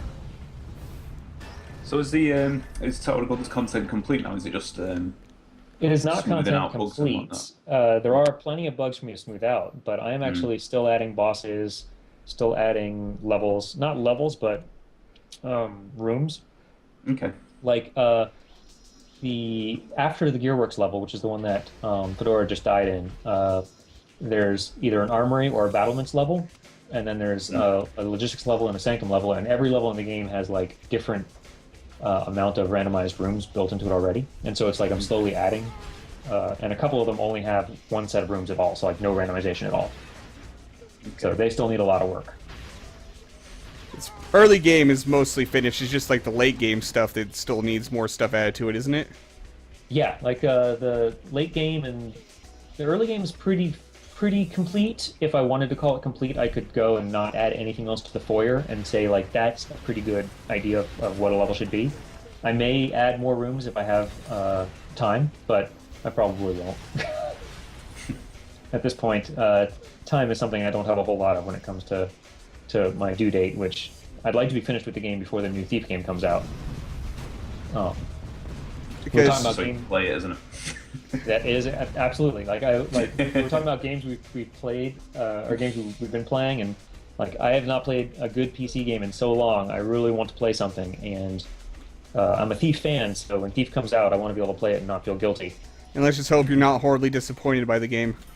If I am, I've been saving Dishonored for just that purpose. Ah, I played the first half hour of Dishonored, and I was like, okay, this seems awesome. I'm not going to touch it again until I finish Tower of Guns. And that's my backup in case Thief is really bad. what I have to say is the most standout feature of Tower of Guns is the room designs. They Thanks, are man. wonderfully varied and interesting, and some of them are clearly made by a madman, but They are all extremely interesting and varied, and not like a lot of other things with roguelike elements, where the rooms are quite similar. Some games are exactly the same size and shape every time. Some of these rooms are huge and very vertical. Some are very long. Some are very vertical. Thanks. Some are kind I- of mazy. I try and make sure there's some variety there, and I had done a lot of work in the industry as a level artist, and so I knew that was a strength. And this art here is like really quickly built, but I'm playing to what I know I can do quickly. This room is wonderful, by the way. It's Which room are you in right now? Are you at the boss, or are you still talking about the room with the 2 levels? it's a rather big open room, and a lot of those explosive guys spawn. It's like a giant loot pinata, is what this room was. Oh yeah, you can definitely get there's a couple of enemy drops there that you can like level up your gun twice because of all those explodey guys. Yeah, but if I can get to gun level 3 by the time I get to the first boss, then it's a good start to a run, that's for sure. And I'm at almost 3 now. Okay. I don't think there's any secrets in this room, though, that I know of. Then there's a bunch of bomb throwers on top, but, oh, geez, they got me. I was like, oh, they're easy to deal with, and then one nails me. They kill you, or they just No, hit just hit me. Wow, there's a ton of health that spawned in this room. Yeah, ton of health and a ton of weapon experience or whatever you want to call it. I call it weapon XP, yeah. Yep. It's a really good room for getting stocked up. I am still not quite to weapon level 3, but I'm to the boss, so I don't get weapon level 3 before the boss. But okay, last time I fought Mama Spinbot, she actually kicked my ass. Quit glowing at me. I think that she's harder in the foyer than she is in any other time because of your weapon level. Well, no, she's like so many more projectiles now. If you fixed a bug to make now that the bosses are like this, unfix it, please. Well, the thing is, I fixed the bug, but I haven't necessarily gone back through and rebalanced everything yet. I'm gonna kill her before she kills me. Yeah, okay, but there's so much stuff. Ooh, I got a weapon mod. I got stun. That's a really good weapon mod. The bosses completely random when you get them, or there's some that are kind of gated to your experience level. It depends. Or the particular floor that you're on. It depends on the floor that you're on. Some of the bosses will spawn on multiple floors, and in some cases that's because, I haven't replaced that boss with anything yet. And in some cases it's because I actually will want them to be on that floor. But they do get harder, even if you see a boss on a later floor. The game has like difficulty in terms of how fast things run and how much damage things do and how much HP they have. And so, the same boss on 2 different floors can be a lot harder. Okay. But the first boss, the foyer bosses, I think is because you're in such a vulnerable state where you don't have your gun leveled up very much. The bosses are a little bit trickier. Yeah, if you get to the boss and your gun level is still 1 because you got just unlucky on the room generations, then it's gonna be real hard. Depending on the boss, but yeah. I mean, if you know the strategy behind the bosses, then you can probably take out just about any of them. There's some that it's like you have to just tank some of the damage, and Mama Spinbot is one of those because of the amount of stuff she spits out. Yeah. Once you unlock later guns, there's some guns out there that make some of the bosses rather easy, actually. Yeah, well, yeah, and that's the reason you would want those guns, because they're good. I got the foundry good against bosses. I never get the foundry when I want it.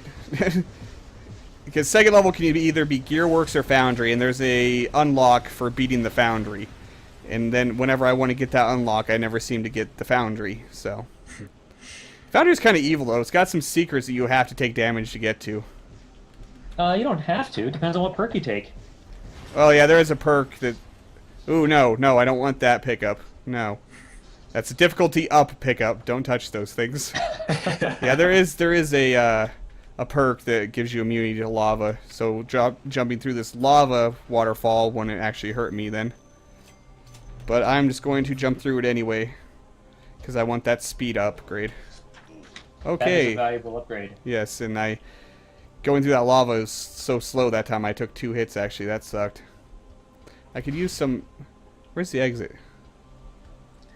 I think the difficulty up upgrade proves that all roguelite developers are sadistic. You can also get difficulty down pickups. There's a positive and negative of every pickup. There's speed down, there's speed up. Jump height down, that's a horrible pickup. That is probably the worst pickup. That's it is. If you haven't picked up any jump height ups, that will completely neuter your jump.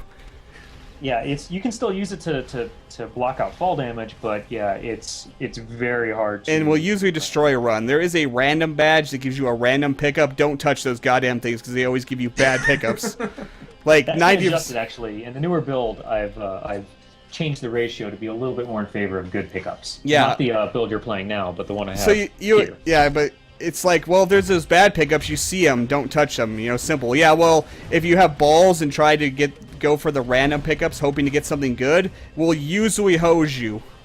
I looked at the code a week or two ago, shit. and it was like a 75% chance that something bad would happen. Yeah. Now it's more like 55%. So it's much more even now.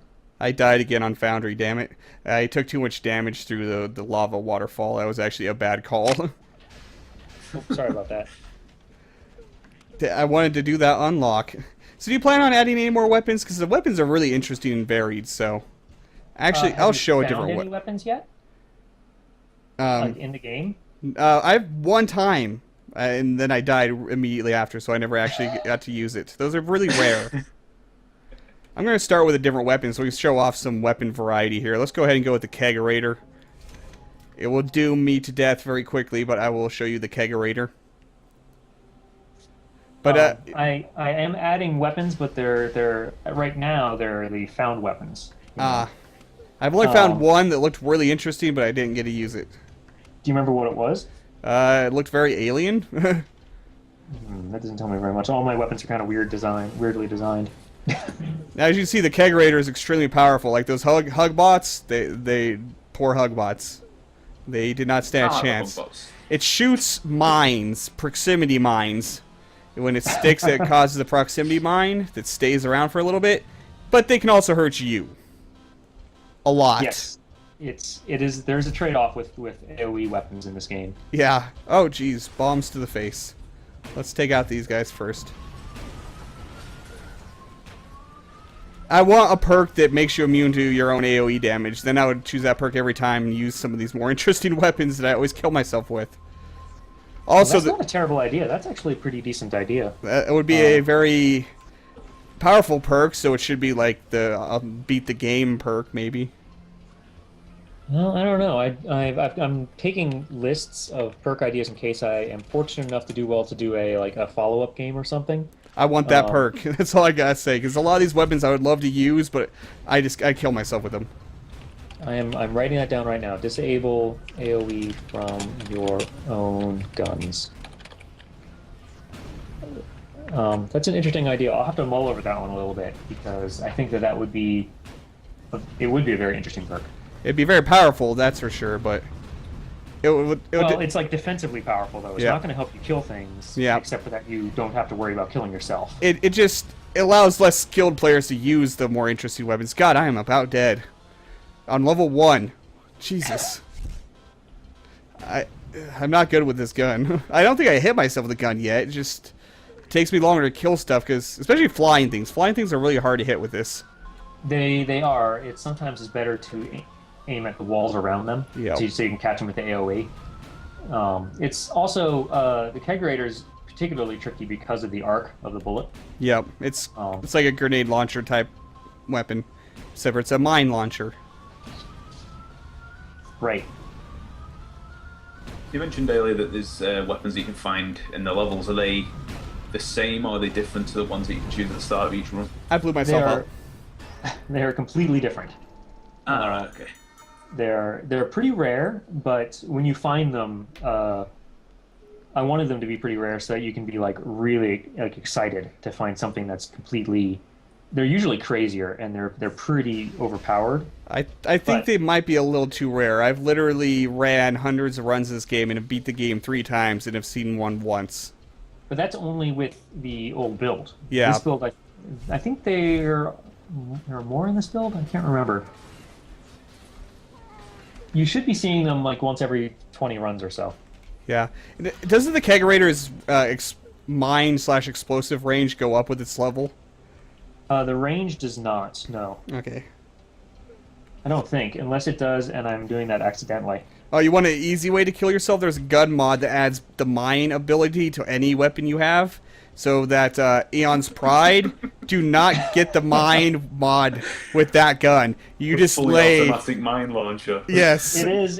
It's actually that's the spirit of the game I'm making though. It's the kind of thing where you're like, okay, let's do something weird and goofy, give you a machine gun that drops mines wherever the bullets touch.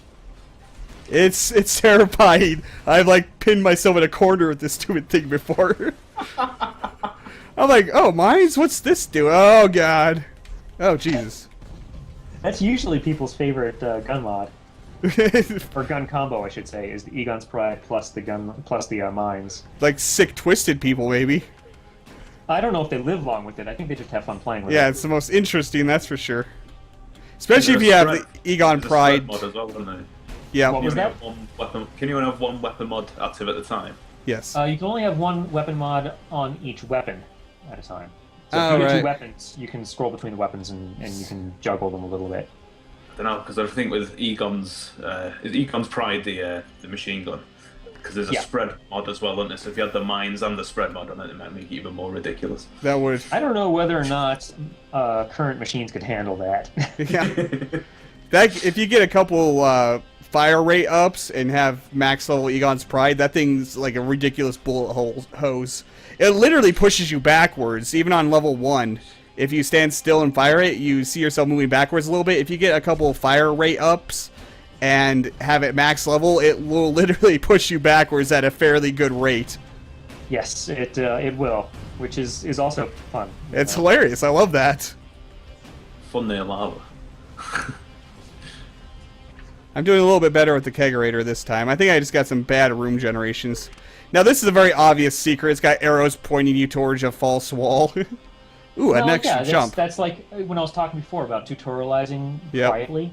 Like, exactly. That's what I'm doing, is I'm showing you that you can have an invisible wall. So now you know, like, oh, I guess I have to look out for that. Oh, no, that was a jump height upgrade. Ooh, those are rather rare, especially getting one on level 1 is quite helpful.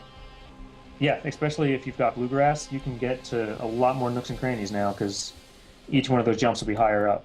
See, now there is a room in Gearworks. Was a new room at. Ooh, I can buy an extra jump too. I am doing good. Uh-oh. Stuff spawning though. Give me this. Anyway, there's a room in Gearworks that I want to get to so I can make you tell me how to get to the damn secret in the room. Because you can see it, but I can't get to it. It's a room that has big blocks that come down and push across a lava pool. I know the exact room, because a couple of people have asked about that secret, and I will not say anything about how to get to God it. damn you. I spent 20 minutes last night in that room. So you found a secret, I assume, right? In that In that room? There's 2 secrets in that room? There are quite a few secrets in that room. Well, hell, I don't know if I found any. I don't remember. Did I find a secret? I might have found one. I can't remember the exact amount, but I will say there are at least 3.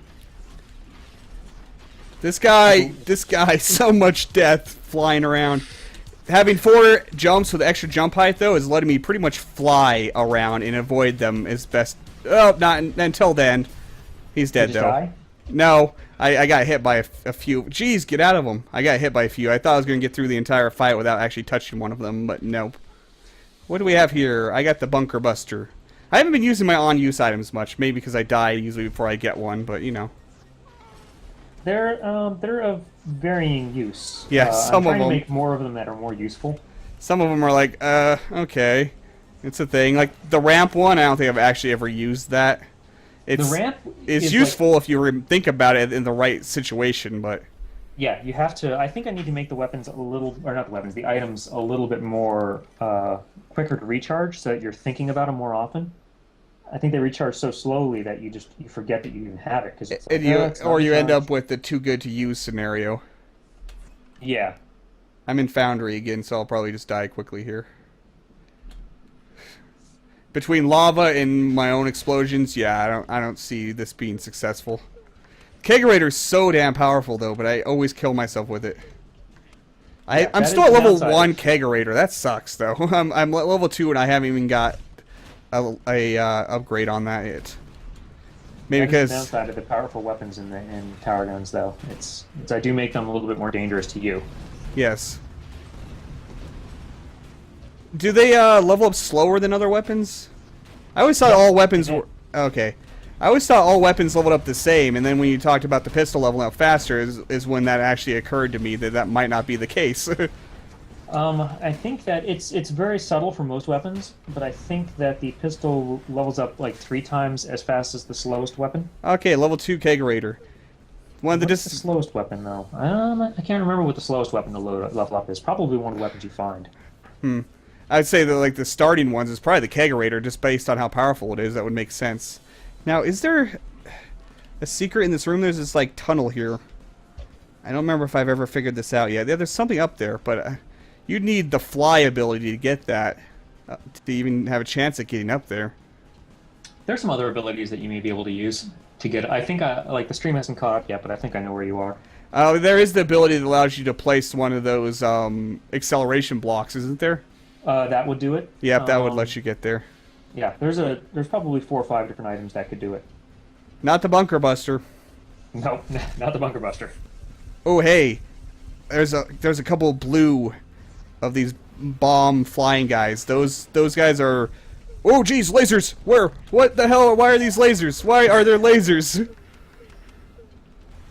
Anyway, there's these blue ones of these flying bomb guys that will drop a ton of weapon experience. They are weapon experience pinatas is what they are. These lasers, go away, lasers.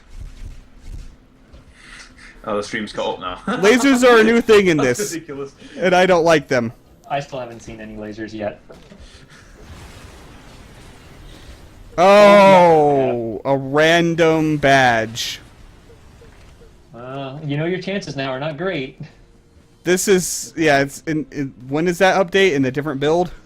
That It's not out yet. That is not until, you won't see that until late January. I think it's the next Kill the update. lasers. It's kind of, oh, geez, what hit me? Oh, geez, there's a spin bot behind me. Yeah, these lasers are kind of hard to kill with this weapon. I took some of them out. That is the downside of that gun, is that... Okay, I know there's a secret over here, but I don't know if I have enough jumps and jump height to get through here without hitting lava, but I'm going to try it anyway. It'd be iffy. You might be able to do it with... Oh, just barely. Lots of money over here. Lots of money, some health. This is a great secret. I would have liked some... Actually, I would have preferred some weapon level upgrades, but you know. Now let's see if I can get back without touching the lava. Floor is lava game. Nope, I can't. I took about as to take it. yeah, I took about as much damage as I had gained from that the health pickups in that secret. Do these laser guys ever drop anything? I don't think I've seen them drop anything. I can't remember. I don't think so. I tend to make things that can't directly target you drop less loot because they're less of a threat, you know. Those aren't less of a threat. Those are a huge threat. I don't Ooh. think they drop stuff. I got a luck up over here. Oh, That's probably the best power up right there. one of the best, that's for sure. Yeah, it's very rare.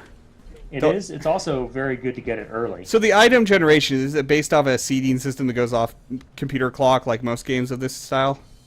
It's based off of the Unreal randomization function, and I have no That's idea. probably what that based off uses. clock, because there's you definitely see, like you do in a lot of seeding systems that base off clock, item favoring. There was one time I got 4 luck ups in the same Yes. in the same floor, so it definitely seems like the seeding will sometimes favor something, which I happens in any absolutely game agree. like this. You could do it based off of a clock or based off of like memory or something, a block of memory. Yep. And I believe Unreal's is based off of some measure of the clock, but because you'll see even the same rooms will spawn for you. Yeah. On the same play session, and then you'll try again. You'll never see those rooms again. Woohoo! See, this one didn't count as a secret, but this is a place you definitely couldn't get to unless you had. I have 4 jumps, well, I have three extra jumps, and jump height, and I could barely get up to it. Just one jump height upgrade will open up a lot more stuff to you. Those are a very valuable upgrade. Alright. I don't know if there's any other secrets in here, but I'll just keep on going anyway. I'm really liking this new update with a bunch of new rooms. Whoa, this has opening floor panels. I don't like that. It's terrifying. Lava. Oh, and hey, yes, let not walk into my own mine that just about completely killed me. There's some kind of secret up here. I stand by my statement, roguelite developers are sadistic. They are. Well, see, the genre is sadistic. That's part of the charm of the genre, though. And this isn't really, you know, like, I mean, people would take offense of calling this game even a roguelike, but... I did in my video and then kiss my ass. I don't like those roguelike purists. They can eat it. Well, whatever you call this game, it's part of what makes it fun is the surprise and the quick turn of fortune. So This room's interesting. I don't have enough verticality to get up to this acceleration block. Is that what you call them? Is that their official name? their official name is Motivational Jelly. All right, okay. I can't get up to it, but there's a one up there, and I'm kind of interested in what it could get me to, but I don't see a way of getting up to that. Yeah, some secrets, it's like you need to have an item to get to them, and you can even see it. You just don't know. Yes, Like, those. how to This start the chain. room. It wasn't a Gearworks room. It's a Foundry room. Tell me how to get that. God damn it. Oh, geez, That- shit's spawning. I'm probably going to die before I even have a chance to, since I'm so close to dead right now. Are you at the boss right now? No. But, So that's something in the new update. I've actually truncated Foundry and Gearworks by one room. I took all of the randomness that can appear in like the 4th or 5th room, and I moved them all to elsewhere in the level because it just felt like those 2 levels were dragging on a little too long. okay. Yeah. I can't disagree with that. I can't really agree with it. It didn't seem too long to me, but... Well, you've been playing now for... I guess it is rather long now. Let's see if I can clear out these enemies and then try to figure this secret out. Oh, jeez. There's a freaking spike ball. That's the bad thing about this kegerator. You can shoot the spike balls away. That's not a good idea with the kegerator if it's near you. Oh, right, because it'll spawn the mine. Yes, he'll blow up in your face like I just about did. Fall damage. Stupid fall damage. So yeah, these spike ball guys are actually a much bigger threat if you're using the kegerator. Yeah, they can be. Trying to take some of them out here. Oh, jeez, no, spike ball. No, quit spike balling me. I'm somehow dodging these things, but it's terrifying as they come right at my face. Now, you can hit things through walls and floors with the kegerator, can't you? Yes. With the mines, I believe you can, if the mine activates, you know. Yeah. Yeah, I'm killing these guys from below. That actually is much more effective. Okay, so are you seeing the room I'm talking about now? That I'm in? With the dropping blocks? Yeah. Yep. Like that thing in the cage over there. How? Thing in the cage. Yes, on the other side. Well, I will tell you that you don't have the right perks for it. Oh, damn it. It probably takes lava walking. Some damage. Okay, it takes lava walking. That's all I really need to know. So one of those like cage fronts is a false wall. You just have to walk over the lava to get to it. Nope. Okay, well, I'll try it with lava walking someday, and I'm sure I'll figure it out since now I know you need lava walking. You will figure it out immediately if you have lava walking. I'll say that. I was like, hey, I wonder if one of these things can push you through the grate. I'm like, oh, that sounds like a horrible idea, but I'll try it anyway. Nope, just take some crushing damage.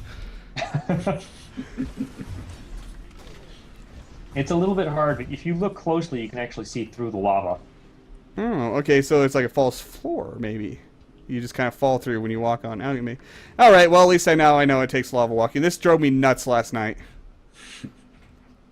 It may not take lava walking if you have a whole lot of health. You might be able to, but it probably would not be. And a whole lot of balls. That'd be a really ballsy way of doing it. Yeah. It does take balls to be that stupid, I suppose. Yeah. It would not be a very easy secret to get without the environment walking thing.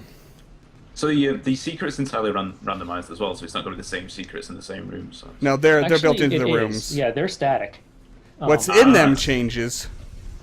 What was that? What's in them can change, but And That's what I meant. The reward for finding the secret is that randomized. yeah, the reward is randomized, but the secret placement itself isn't. And aside from also being easier to implement, that also meant that you could find a secret or what you think is a secret and know you don't have the right tools, and so you'll remember it next time if you happen to be in that area and you do have the tools. Yeah. Okay. Because Alright. I'll like point out secrets in various little ways. I played that a lot longer than I should have. Now we're going to go over on the podcast, but I like the game too much, so apparently. Well, I'm glad. Yes, it's a lot of fun, even though I couldn't even get past floor 2. It's a lot harder when you're talking. When I'm playing just by myself, I can usually get to floor 3, or, once I get the higher guns unlocked, I can actually usually either beat it or get to the last stage, so. So you have beaten it. You have beaten the gumball machine then. Yes. At least in the old version. I don't know if you've made it even more ridiculous, like you did. Yes, it is more ridiculous now. Oh god, I'll probably never beat it then. There's also Some new weapons bosses suck and for that boss, that's for sure.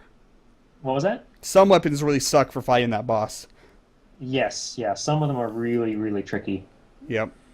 Certain weapons make that fight a lot easier, actually. And that's also part of the, the more you play the game. That's the other thing I like about roguelikes and roguelike likes is that, you do get better at the game just because you kind of learn what works well against what situations.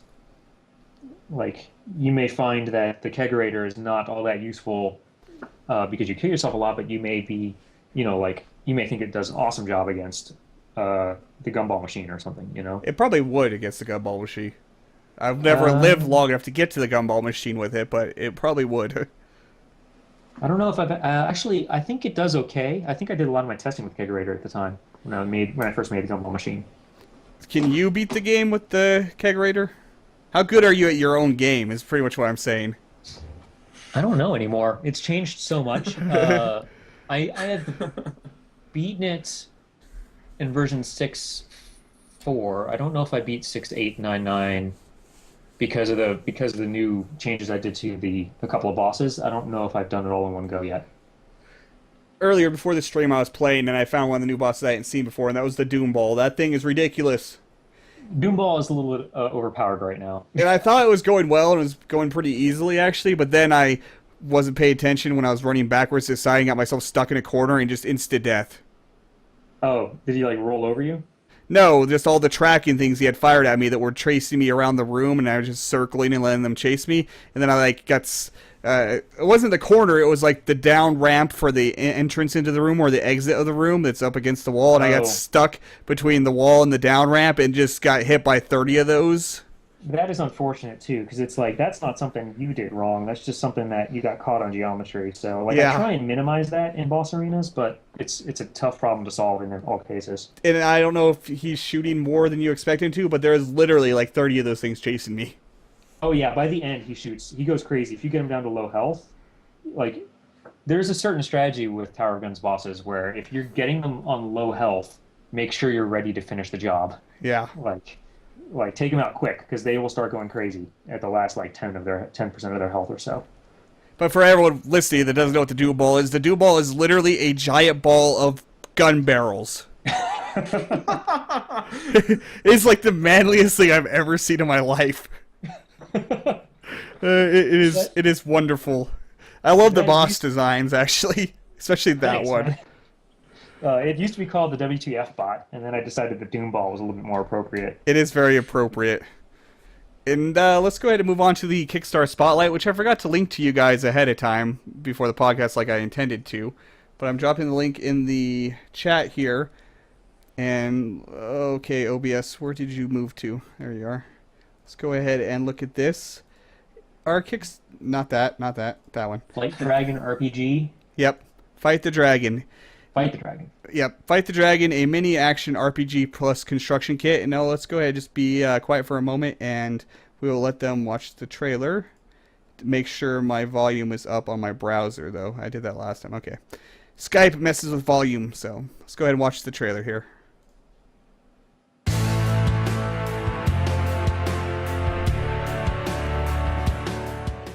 Well, I'm gonna watch the trailer online too.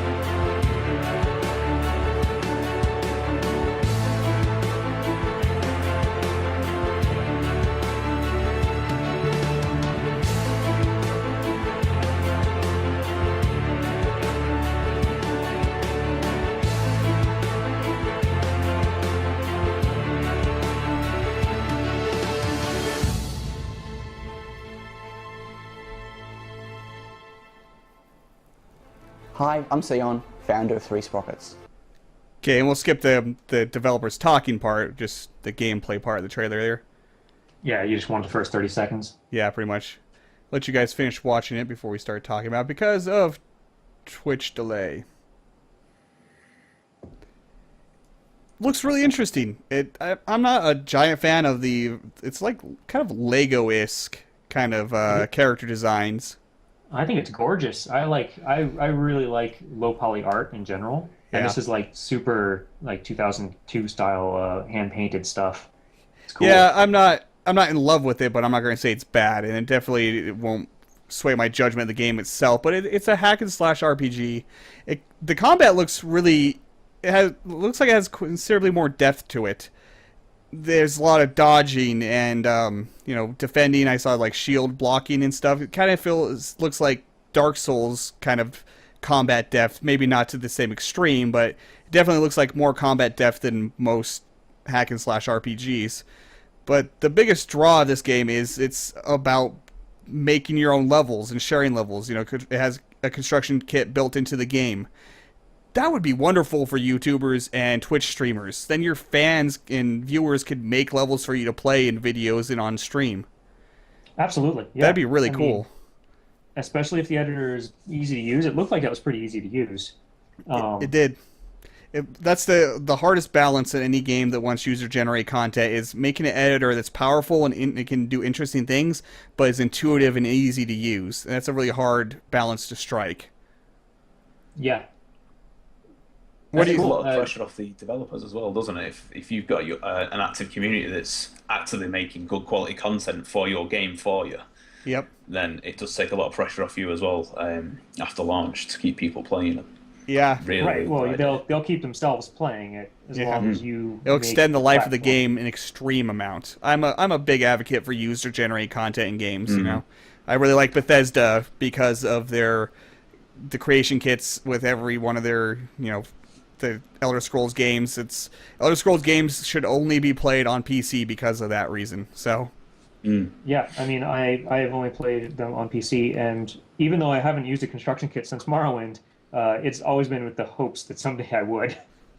That's why I always end up getting them on PC. With their construction kits, those aren't very general user-friendly, that's for sure. It takes the hardcore modders out there to make the great stuff, which is fine. I'm fine with that. Actual development tools right there that exactly. you're talking about, basically. Yep. So the more talented people out there can make some amazing stuff with it, and I'm fine with that. But I do like the prospect of anything that has an editor that is simple enough for me to use. Then I'm really excited about that. Yeah, I mean, you won't know until you try it, But yeah, it definitely. I will be trying it soon. Actually, the developers will be sending me a build early next week. So. Oh, that's very soon. Yep, I do a video series called Kicking It, which is just Kickstarter games.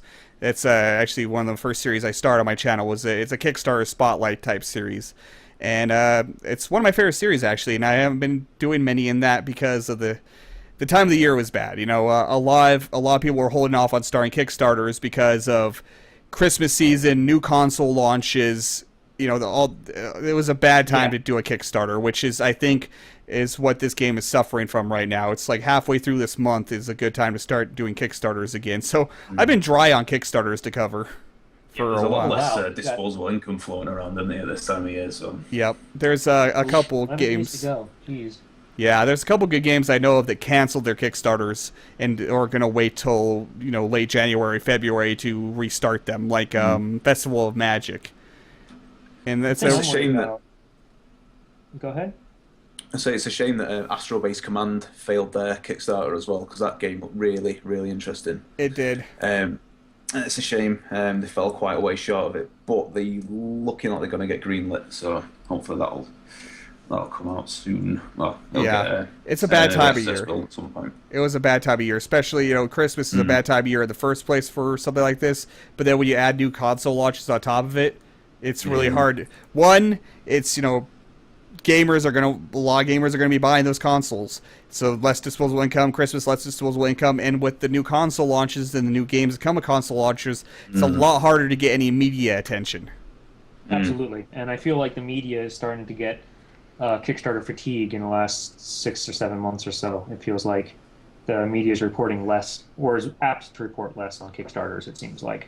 It's very true. I think they only seem to report on ones that go horrifically wrong.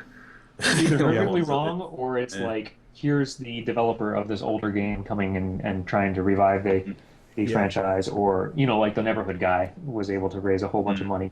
If you have like this pedigree behind you. Exactly, and that's why I dislike. That's why if it's a game and it's not complete crap, and there's something playable to send me, I will cover it. If it's terrible, I probably won't cover it because I would rather give no coverage than bad coverage to them. But there's been a few that sent me that were just like, oh, this is gross. I don't want to touch this. But yeah. Well, it's good of you, though, to not say negative things on them. I mean, no, it's very much a chance to. It's very much a spotlight, even with the games I play that have definite flaws. It's very much a spotlight series or a showcase series. That is not a critique-based series. By no means. I will give feedback. Yeah. Well, I'm not British, so I'm. I was gonna say it must be difficult. I thought you were saying it must be difficult not to. I'm like, well, you're British, so you're like a cynical ass by default. But you know, Yeah. it comes from not seeing sunlight, I believe. Yeah, I've not seen sunlight for 25 years. So. So When I was around 4 or 5 years old, that was it. Maybe just over romanticizing the past and just believe it used to be sunny once over here, and it never actually was, but we'll see. So yeah, in these videos, I will definitely say, like, I hope they go this direction with something that's clearly unfinished, or this is something I hope they work on, you know, but I'll never, like, bash a game because it's such early development kind of thing, so. Well, part of me thinks that's really good of you to not be overly critical, but if there's a time where you are going to course correct, it isn't early. So it's actually probably, you know, people are really wanting the feedback when they're at their Kickstarter phase, assuming that they haven't gone. See, I do the same with my incoming indie series, where it's an in development game, so I don't critique it, but I definitely give feedback and my opinion on it, just in a constructive way. I don't critique it. You probably didn't see any of that in Tower of Guns because I had nothing negative to point out and to try to give feedback on. I actually, I like the game a lot. You know, so I was like, I was thinking about that when I was making the video. I'm like, I have nothing bad to say, and to give suggestions on. The only suggestion I could come up with is one I just did now, and that's the perk for no explosion damage of your own. You know, we actually gave some. Like, I do watch as many Let's Plays as I can, and people will give suggestions without ever verbalizing them.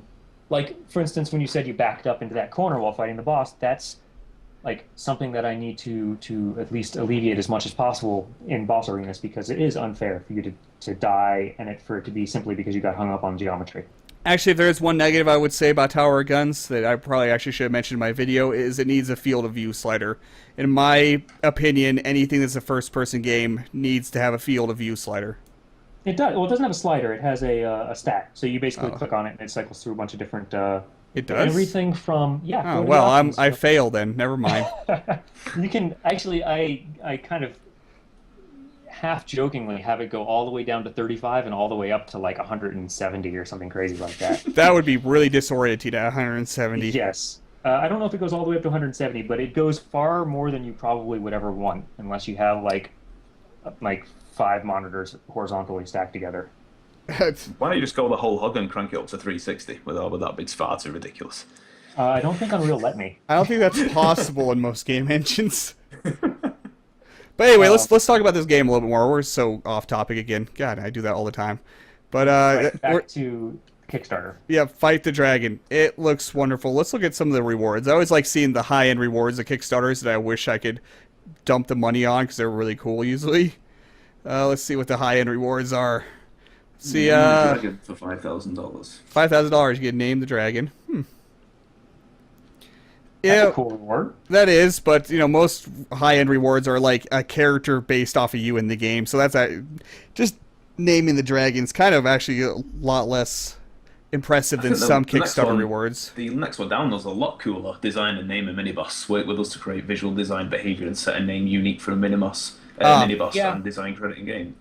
Well, I think with the dragon idea is that there's only one dragon in the entire game. Yeah, that's limited 1-to-1, and the higher pledge, this one includes all the previous tiers, so you still get to design the mini boss if you pay 5. Somebody donate me $5,000 so I can do do this. No, it's 5. It's only it's Australian dollars though. Yeah, it's not even real money. That's fine. I was probably gonna crack a joke, but that's like what 1.2 million in American money, something like that. But somebody donate me 5 Australian Monopoly dollar, 5,000 Australian Monopoly dollars, please, so I can do that because I will name it Fedora Dragon. If you want to, look pretty cool. That as well. Yeah, I don't know. If the Kickstarter fails, it's not looking great, unfortunately. But if the Kickstarter fails, I hope they wait some months and get what will always help your Kickstarter is having a publicly playable demo, like a prototype demo. Very few games that have something that's publicly playable have failed, from what I've seen. So if they can get celebrity based. Oh yeah, true. Or not celebrity based, but pedigree based. Yeah, exactly. Like I was saying before, but yeah. But if you can get, for one, a lot of YouTubers will pick up and do videos on it on their own without having to contact you for a bill like I did with these guys. They will just pick it up and make videos without even asking you about it and promote your Kickstarter for you. And a lot of gaming news sites will as well. And you get a lot of free, effortless promotion by having something publicly playable. But if it fails, I hope they wait some months, maybe get a publicly playable demo made up, and then relaunch during a less crappy time of year. Because this started in December, it's almost over, 11 days left. So they started during the bad time of year. And the beginning of your Kickstarter is the most critical point. If you need a good start for it to look good to other people and say, oh, there's a lot of people backing this, it should be a good thing. Did you see their momentum's really important as well, isn't it? Because you normally get to a stage where if you're not 75% in your last week, then you're not going to do it at all, are you really?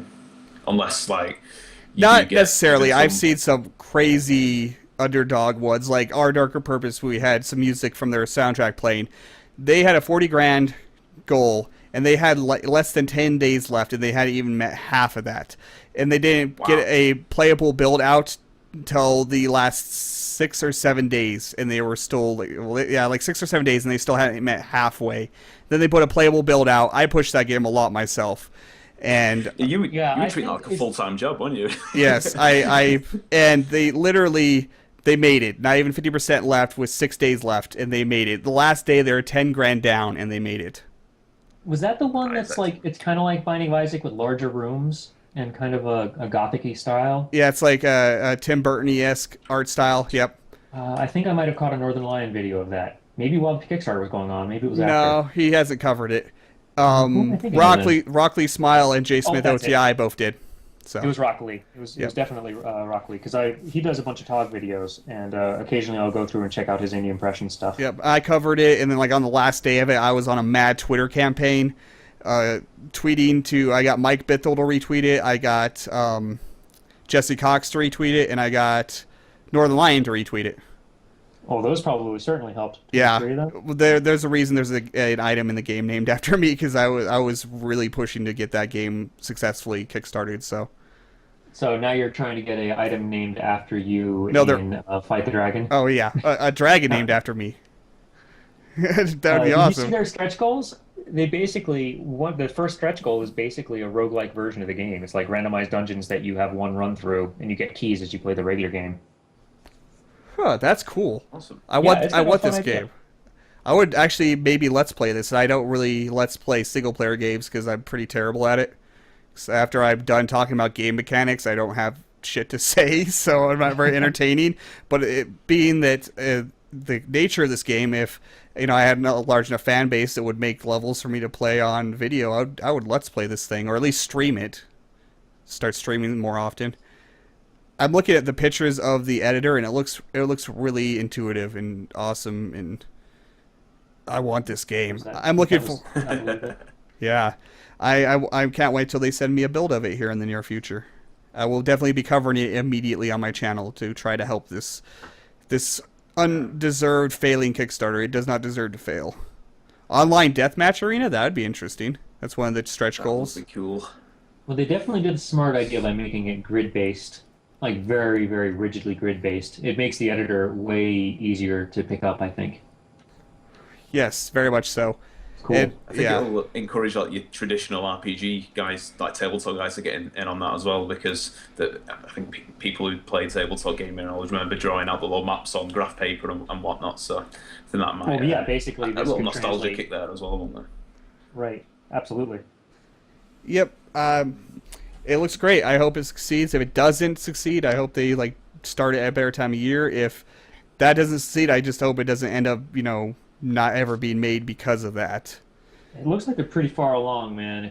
Just judging from the videos, maybe they don't have the campaign, but it looks like the tools are pretty far along. Yeah. It says further down the page it's been approved for Steam. So. Oh, it's already been greenlight, huh? Or they have an in some other way. That's always a plus. And that's the thing with Kickstarters. I've seen several Kickstarters that failed, but the game got greenlit, and that's good motivation for the developers to push on, even though they didn't get funded, to just not abandon the game if they're greenlit, because that's a meal ticket right there, having green light access, being greenlit already. Well, it's not as big as it used to be, but it definitely, I think that Mike Bithell tweeted recently. He said that it's no longer an instant shoe-in to success, but it's like a bare minimum now if you're going to make a living. Yeah. It seems like being greenlit. Speaking of which, you got greenlit. I did get greenlit. The game's not out yet on Steam, but that is because I need to do the integration code stuff. Yeah, that's what I was going to ask about. How long do you think until Tower Guns will be on Steam? I really don't know. I'm changing over the way I structured the terrible posture of the company from a sole prop to a LLC, and I wanted to finish that before I went through the code process of getting it up on Steam. So once I go through that, then I can do more. I can dive more into the integration. UDK could make that really easy, or could make it really not easy. I have no idea. So it's definitely going to be a learning experience for you, huh? It will. Like, at least there's some Unreal. Unreal has some stuff built in terms of it being already linked to Steamworks, but I don't know how. I don't know how fleshed out that stuff is yet until I look.